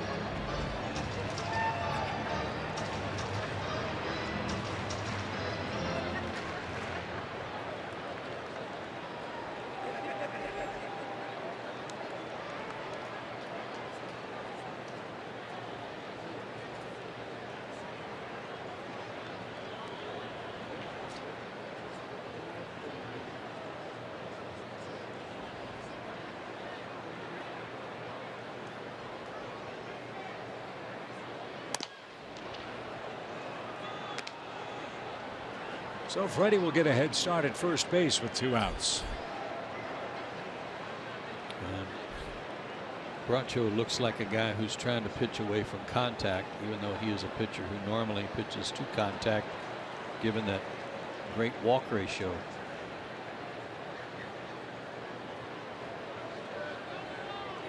There goes Freddie.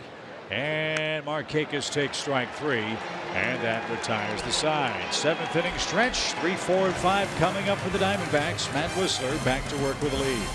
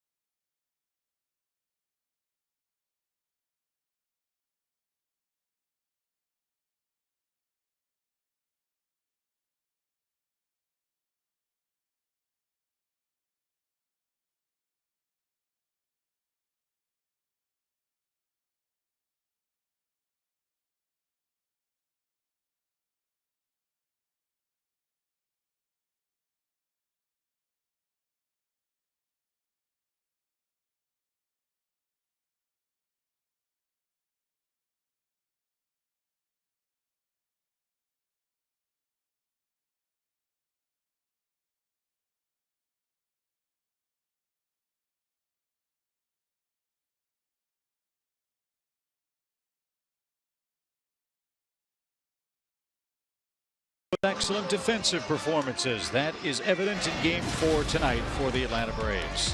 A lot of good glove work. Dansby got it all started with that great pick. Made another stab, robbing Gosewich of a base hit. Ender. Swanson again. How about Whistler helping himself here? Fast runner, didn't panic. Got Segura. Good pitching, good D tonight. Look how efficient Matt has been. We have not had an outing like this in a long time by a Braves starter. He's through 6.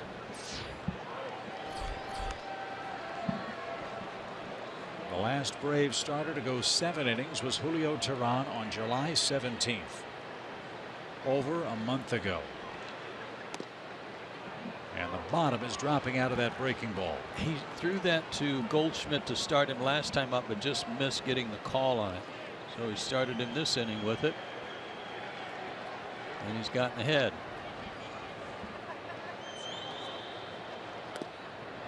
Ooh, good pitch. I think he's thrown 6 breaking balls in a row. Getting back to Bourne's at bat. That's a heck of a take by Paul Goldschmidt. 1-2 the count. Little flare into right field. That's going to get down for a hit. And that breaks up the no-hit bid for Matt Whistler.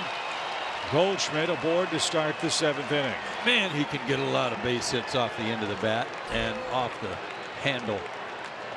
He is so darn strong. You make a great pitch. And right off the end of the bat. Longest no-hit bid for Matt Whistler in his young career. 6 innings. And that's the longest no-hit start by a Brave this year. So now get after the win. 3-0 lead. Jake Lamb, the hitter, 0 for 2 with a ground out and a fly out to left.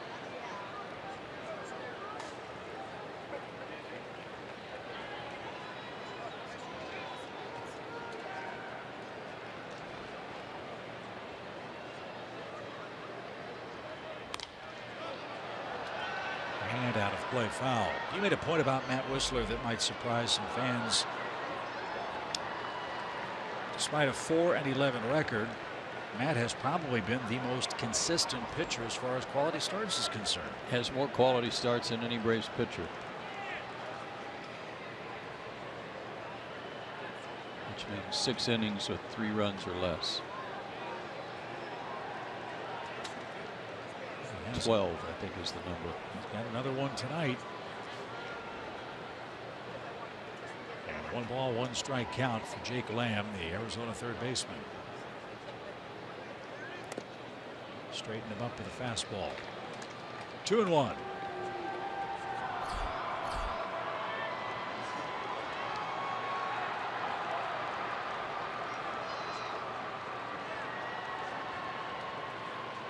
Fourth, fifth, and sixth. Talk about breezing.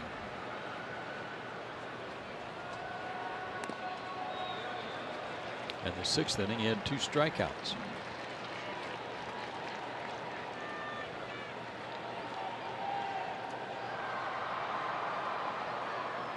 Arizona's had 4 base runners tonight. One of them raced on a double play.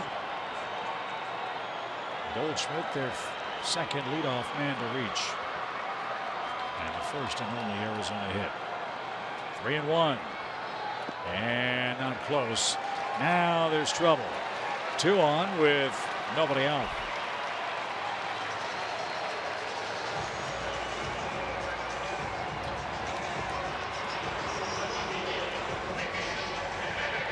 The game can get out of hand very quickly in this ballpark. We saw that with Rob Whalen the other night.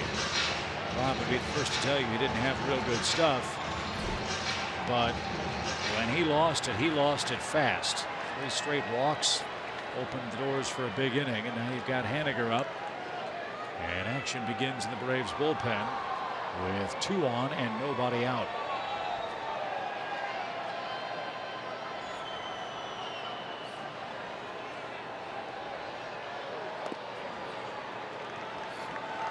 with all due respect to the guys at the bottom half of their lineup tonight, once you get past Segura, Bourne, Goldschmidt, and Lamb, there are some places to go for outs.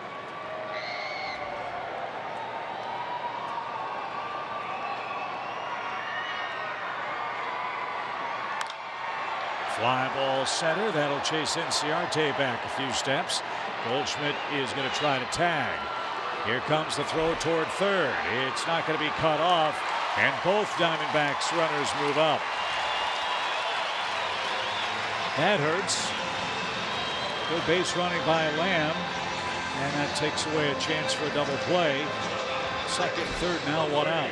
Yeah, that Ender got a little greedy there, and he was mad at himself after it took place, knowing that he should have made the throw to second base.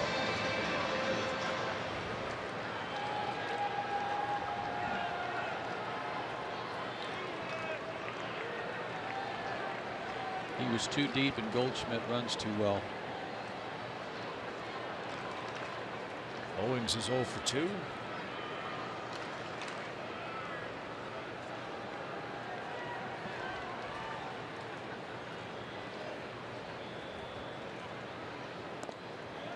he moved his feet. 1 ball, no strikes.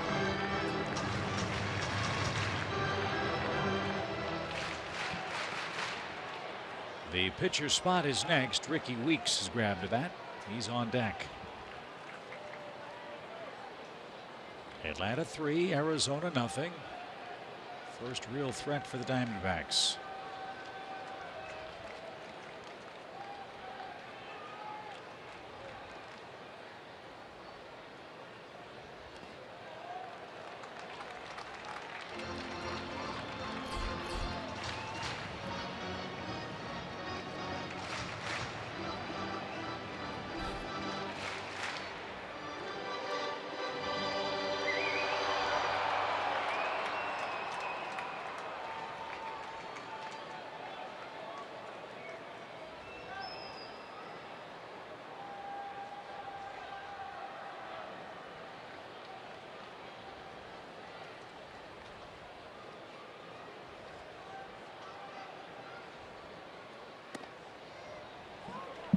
There's a good pitch, 2-1. Yeah, nice changeup on a 2-0 count. Well, I can't remember the last time a Brave starter was under 90 pitches and into the 7th inning.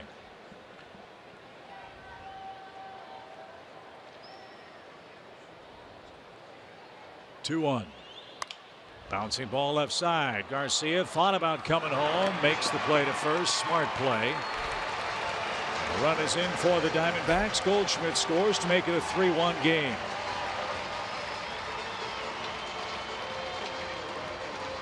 And that's why it's so important as an outfielder to make sure you throw to the right bases in situations like we just saw, where that would have been a tailor-made double play ball. Yep.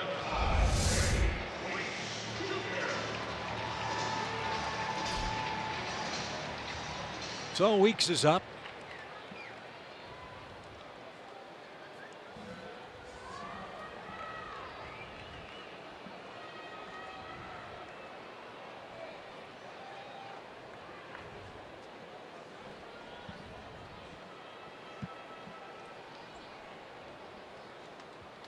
A run in, runner at second, 2 outs.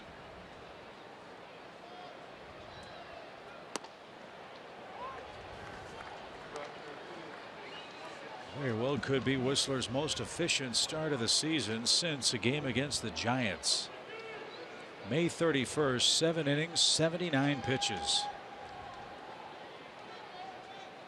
Gave up 3 runs and lost the game 4-0. He leads 3-1 here tonight. Bouncing ball foul. 0-2. 48 pinch hit appearance for Ricky Weeks. 9 for 47, 5 RBIs.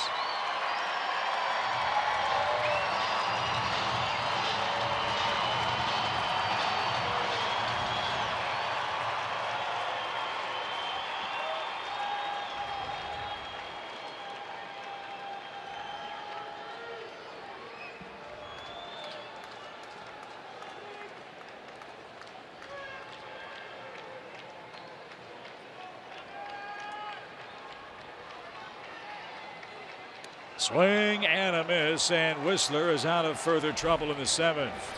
Arizona gets their first hit. They get their lone run, and we head to the 8th with the Braves leading 3-1.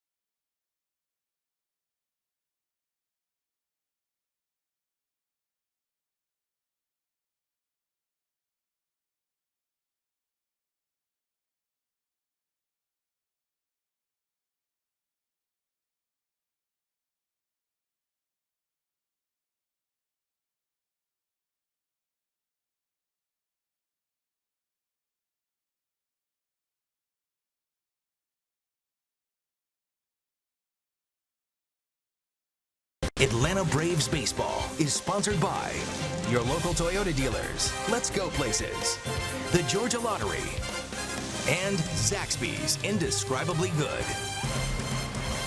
MLB.TV Premium, the #1 live streaming sports service, delivers everything you've come to expect and more. Watch every out-of-market game live in HD on over 400 supported devices. That includes a free subscription to At Bat Premium, the #1 app for live baseball. Blackout and other restrictions apply. Go to MLB.TV for details. 7 innings for Matt Whistler tonight. That was a good sign in the dugout. He's in there with a helmet on.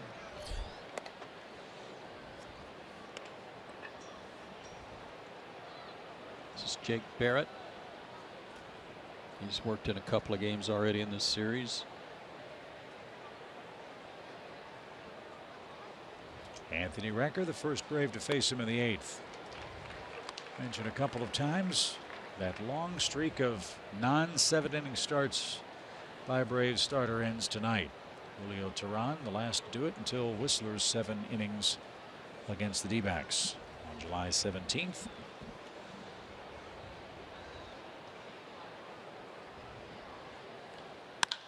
And a shot hit toward the gap in left center field. That's going to get down and roll to the wall. A double for Recker, his 7th, and the Braves trying to get that Arizona run right back here in the 8th.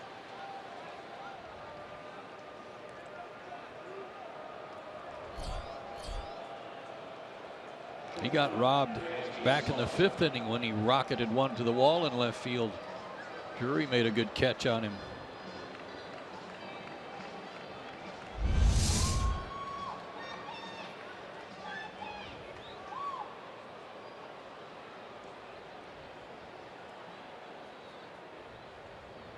Dansby Swanson's had an excellent game. He has stolen his first big league base. He's reached twice. He's scored once. And he's 1 for 3.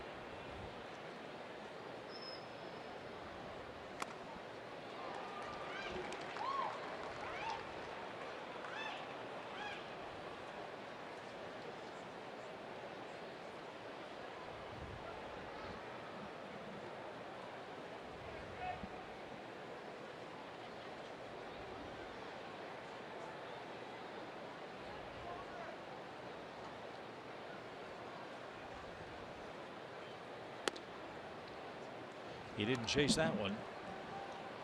1-1 your count.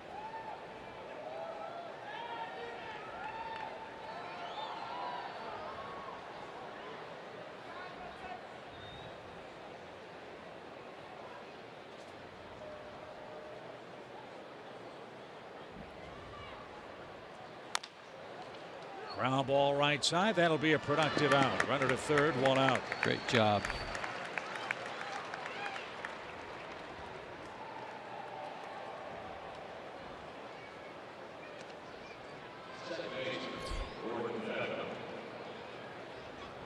That's one of the scouting reports on Dansby Swanson. He does a lot of the little things exceptionally well. That was a good result. Gordon Beckham with a ringing double and an RBI. Infield in for the Diamondbacks, one out in the eighth. And now Matt Whistler is being called back to the Atlanta dugout. Getting some scouting advice from Kevin Seitzer.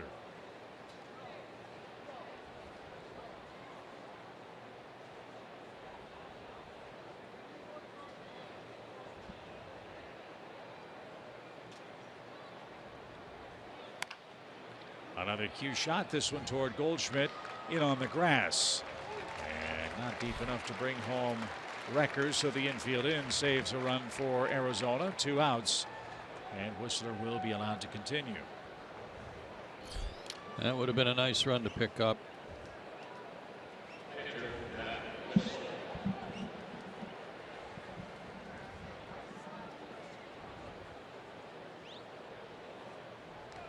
There, it's got a hard slider. It looked like something right off the end of the bat might have been the slider.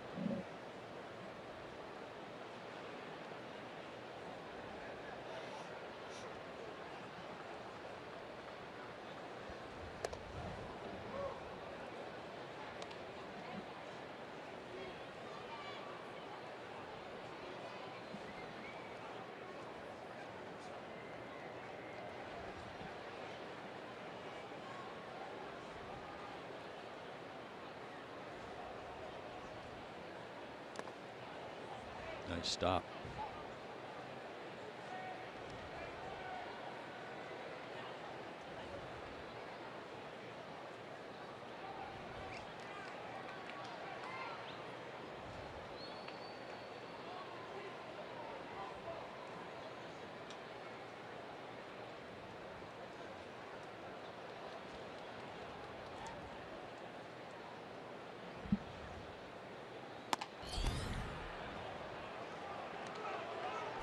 Kind of nice if you walk the pitcher. That'd be a nice favor.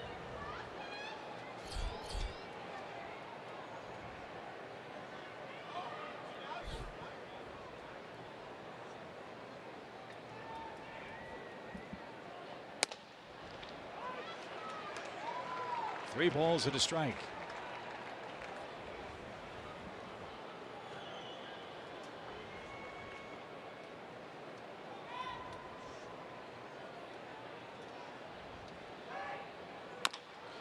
High hopper hit to the left side. Lamb's got it. And Whistler hustling down the line is out by a step. And that retires the side. Braves can't cash in a leadoff double, but they lead by 2 very late in the desert.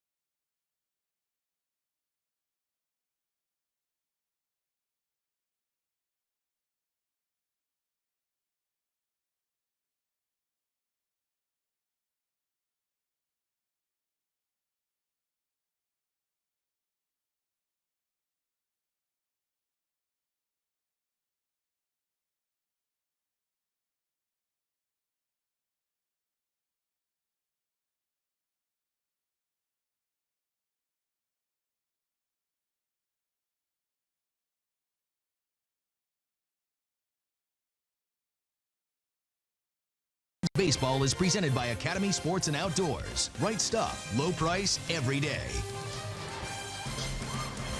3-1 Atlanta. Bottom of the 8th inning. Matt Whistler back in action for the Braves with the 8, 9, and 1 hitters coming up.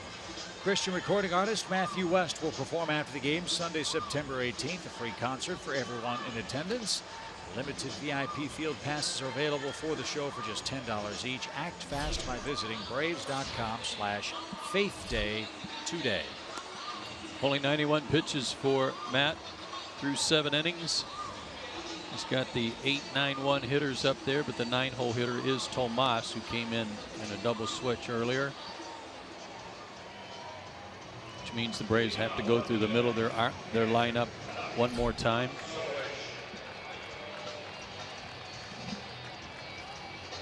Funny how an offense can turn on a dime in the major leagues. Yesterday, Arizona tied a season high with 18 hits in a game.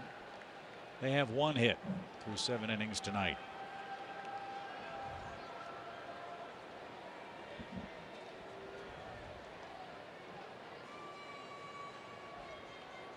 Tuffy Gosawish leads off. And he pops the first pitch into the seats. 0-1 your count. Ian Kroll is up in the Atlanta bullpen.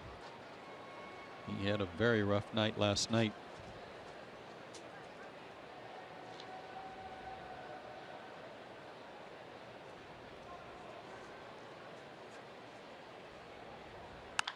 Ground ball left side. Adonis gathers that and throws out the Arizona catcher. 1 up, 1 down.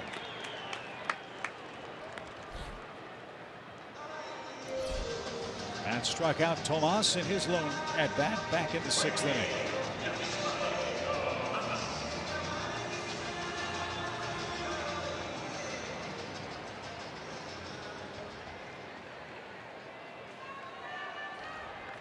$12 outs via the ground ball for Whistler tonight. That's a great sign.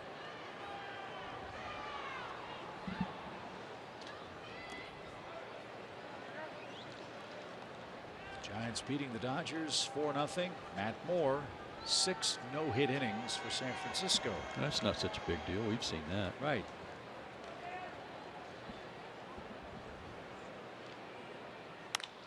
In the air toward Inciarte. He's underneath. And Tomas is retired. 2 outs.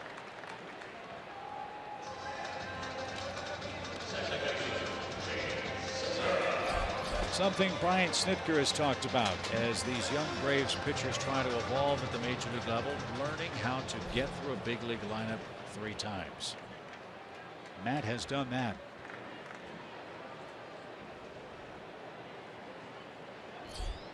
Three walks and a hit. 1 error. Those are the only Arizona base runners. And a strike to Segura. And he's only struck out 3.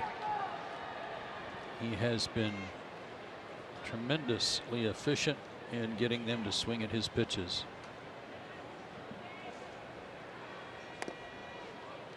He's pitching tonight. Kind of reminds me of his debut against the Mets. He went 8 innings and gave up 2 hits against New York. Well, he's close to going 8 innings with 1 hit. Here in the hitter-friendly home of the Diamondbacks. And that one's going to drop in front of Kemp. A 2-out single. And now you've got a decision to make because Goldschmidt is lurking for Arizona after Michael Bourne. Got to get this guy. You don't want to face Goldschmidt with runners aboard in a close game. He has pitched Michael tough. Whether or not he's still got enough in the tank to continue the way he's operated on him tonight with some breaking pitches, I don't know. He struck him out on 3 pitches in the 6th inning.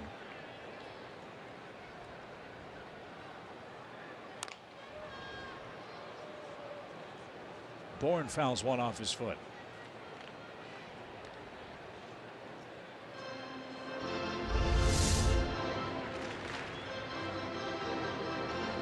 He's got a shin guard on and it missed everything.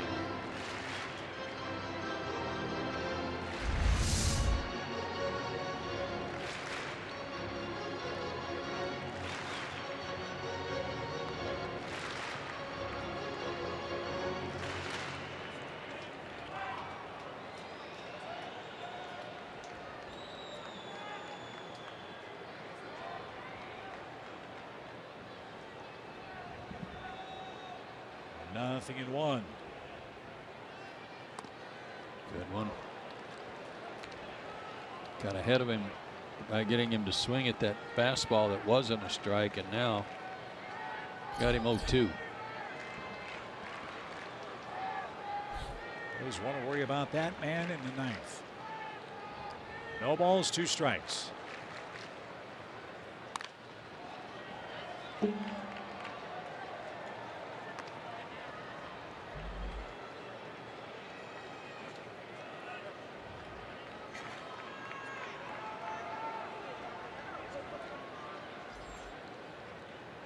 going to try the backdoor breaking ball. Just make sure it's down.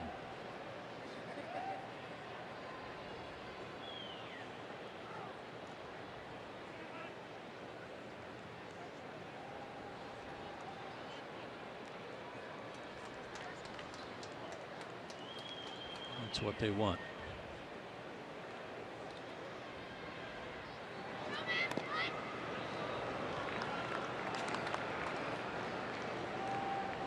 No harm there. 1 ball, 2 strikes.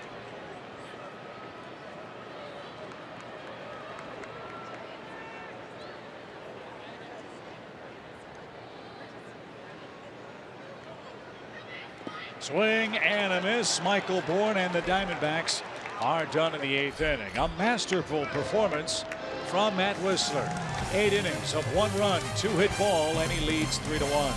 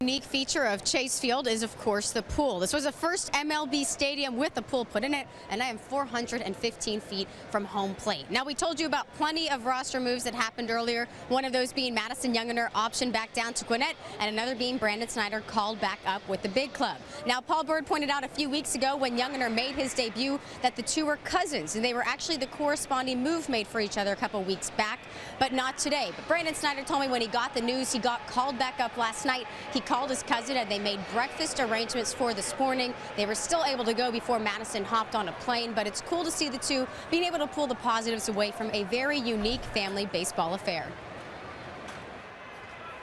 That was an odd one, Kelsey. I gotta say it, because we didn't know. We didn't know they were related.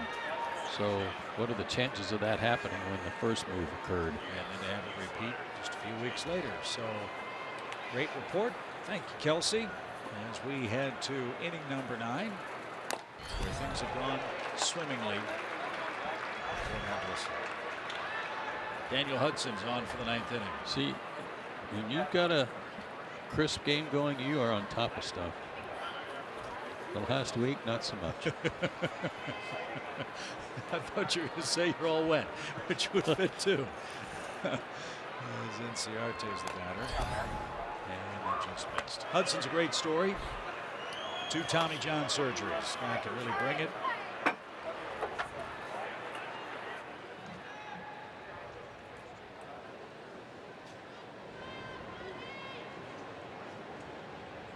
ball, 1 strike. Ender has 2 more hits tonight. And fouled back. I like Hudson a lot. It's a shame he's had to deal with what he's had to go through. They've got Brandon Webb on their post-game show, pre and post-game show here for the Diamondbacks TV. What a shame that his career was cut short by arm injuries. Man, was he good. Sinker ball after sinker ball for Brandon Webb, if memory serves. And Inciarte couldn't check the swing. He went around. And Hudson has the first out of the 9th inning.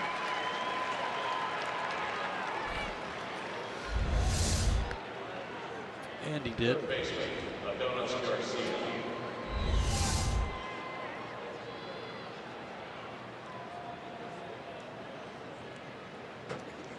As a hitter, you never think you do.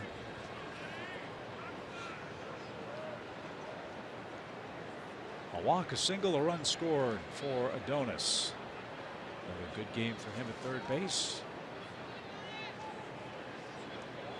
And that's off the plate. Brandon Webb's sinker was like a bowling ball coming up there, just heavy, hard sink.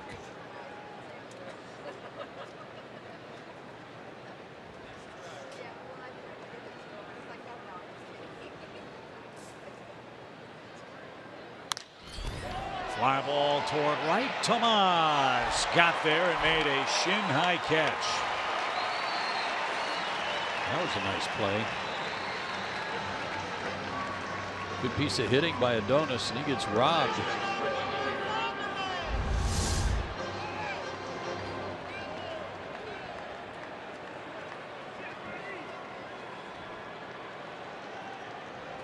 That gets by him. That might have been a triple. Hudson retires the first 2. Now he's got a tango with Freddie Freeman, who's reached twice as well. He has an RBI single. He walked last time up. And had a healthy cut. 97-mile-an-hour fastball from the former star at Old Dominion University, Daniel Claiborne Hudson.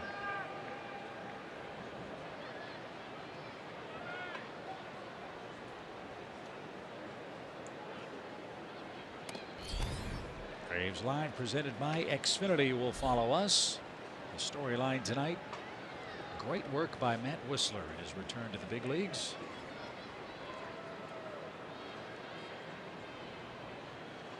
And an excellent defensive game for the Braves as well. 1-1 the count.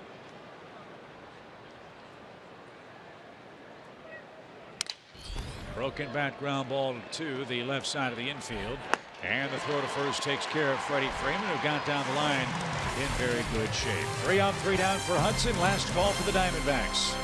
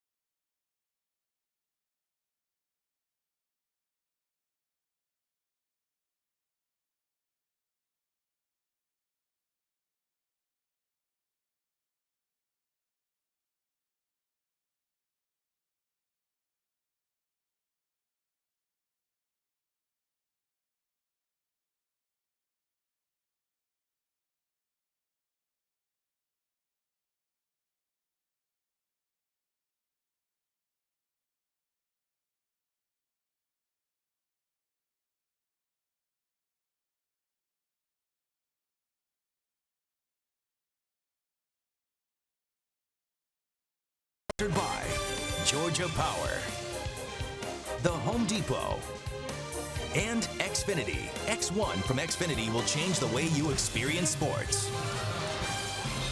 Braves trying to earn a series split. They lead 3-1 here in Game 4. Matt Whistler, brilliant, 1 run and 2 hits allowed in his return from the minor leagues. Only 1,000 seats are left for the last game at Turner Field Sunday, October 2nd against the Tigers. You can get that ticket and any other 2016 remaining home game for up to 60% off the gate price. Get them now for the final celebration at Turner Field at braves.com/final game.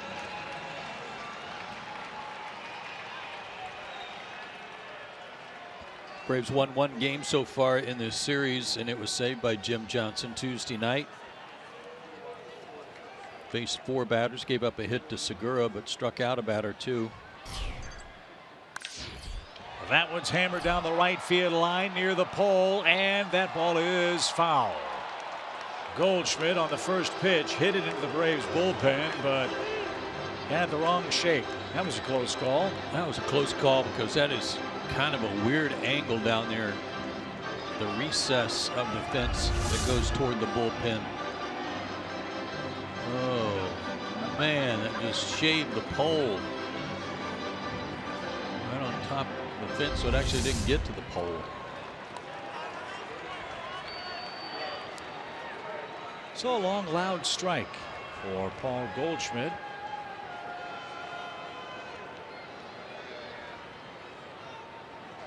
Arizona was no hit for the first 6 innings. Goldschmidt with a base hit led off the 7th and scored on an Owings ground out. And that was at least 3, if not 4 hits like that for him in this series.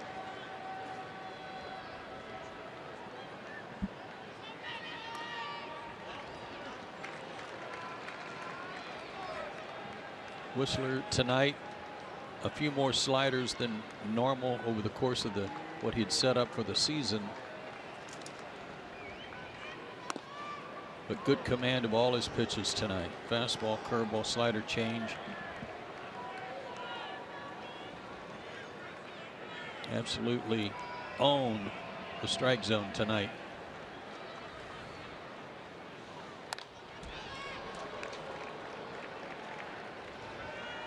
Have the first Braves starter to go 7 or more since July 17th. He threw 103 pitches in 8 innings, 62 of them strikes. That is efficiency. And had some really good defense played behind him too.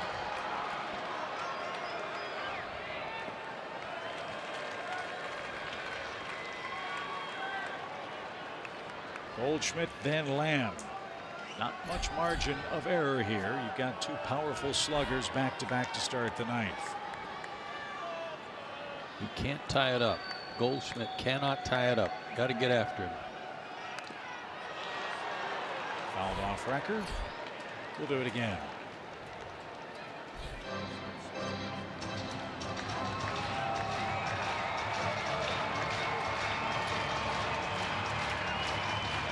Pitch number 8 for the Arizona first baseman coming up.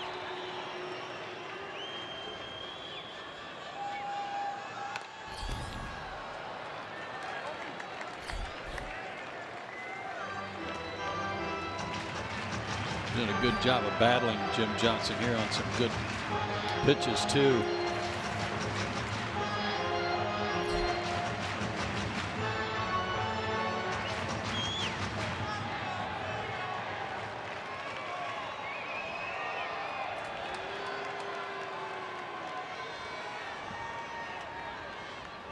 Another 3-2.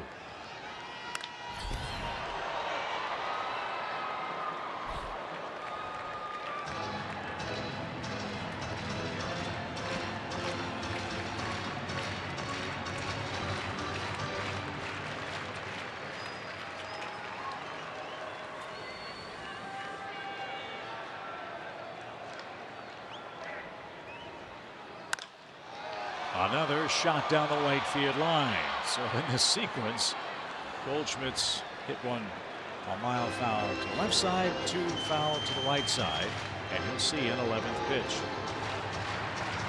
Chris Guccione's had to restock on the baseballs twice already in this one at bat.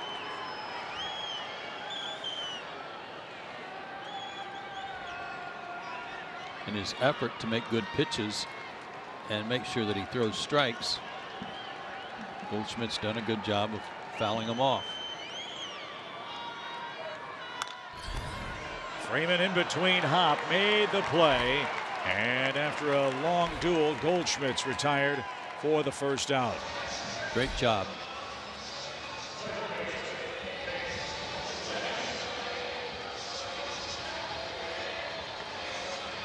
So what was true for Goldschmidt is equally true for Jake Lamb. He cannot tie the game.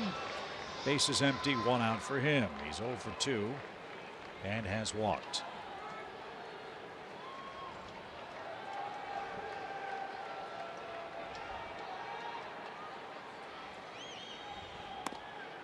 Right there for a strike.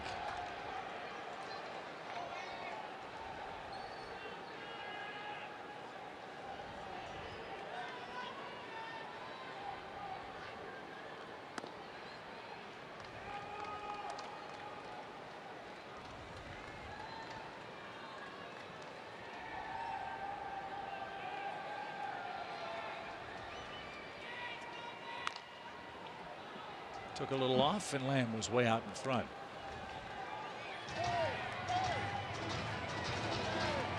Quality pitches tonight from Whistler and now Johnson.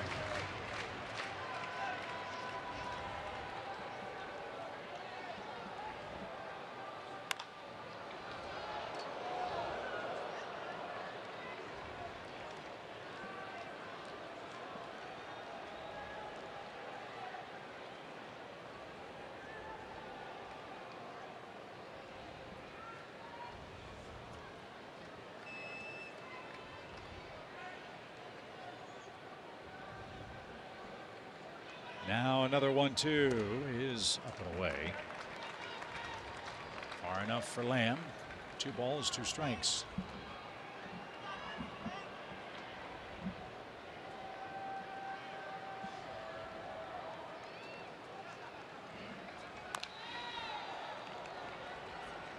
And another good fight being put up.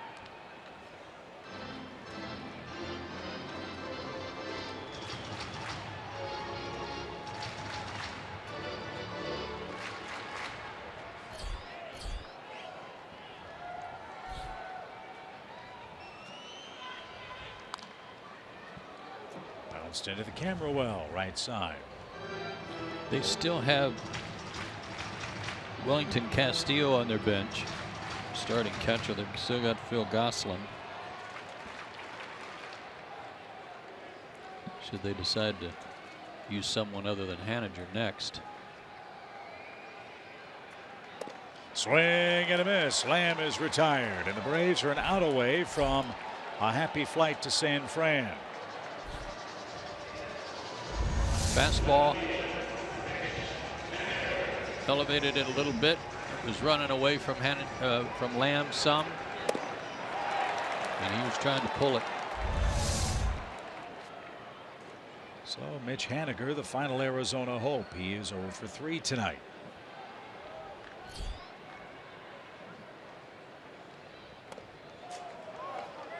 Great pitch. Great way to start him.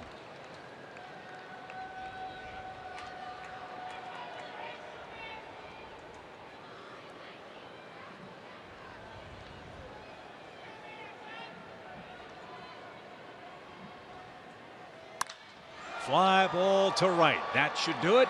Nick Markakis backs up. He's underneath, and the Braves have beaten the Diamondbacks 3-1. Timely hitting, brilliant starting pitching. Jim Johnson with a 1-2-3 ninth. And what a return to the desert for Dansby Swanson and Ender Inciarte in this series. Atlanta 3, Arizona 1 is your final. We'll step aside quickly and come back and recap it for you right after this.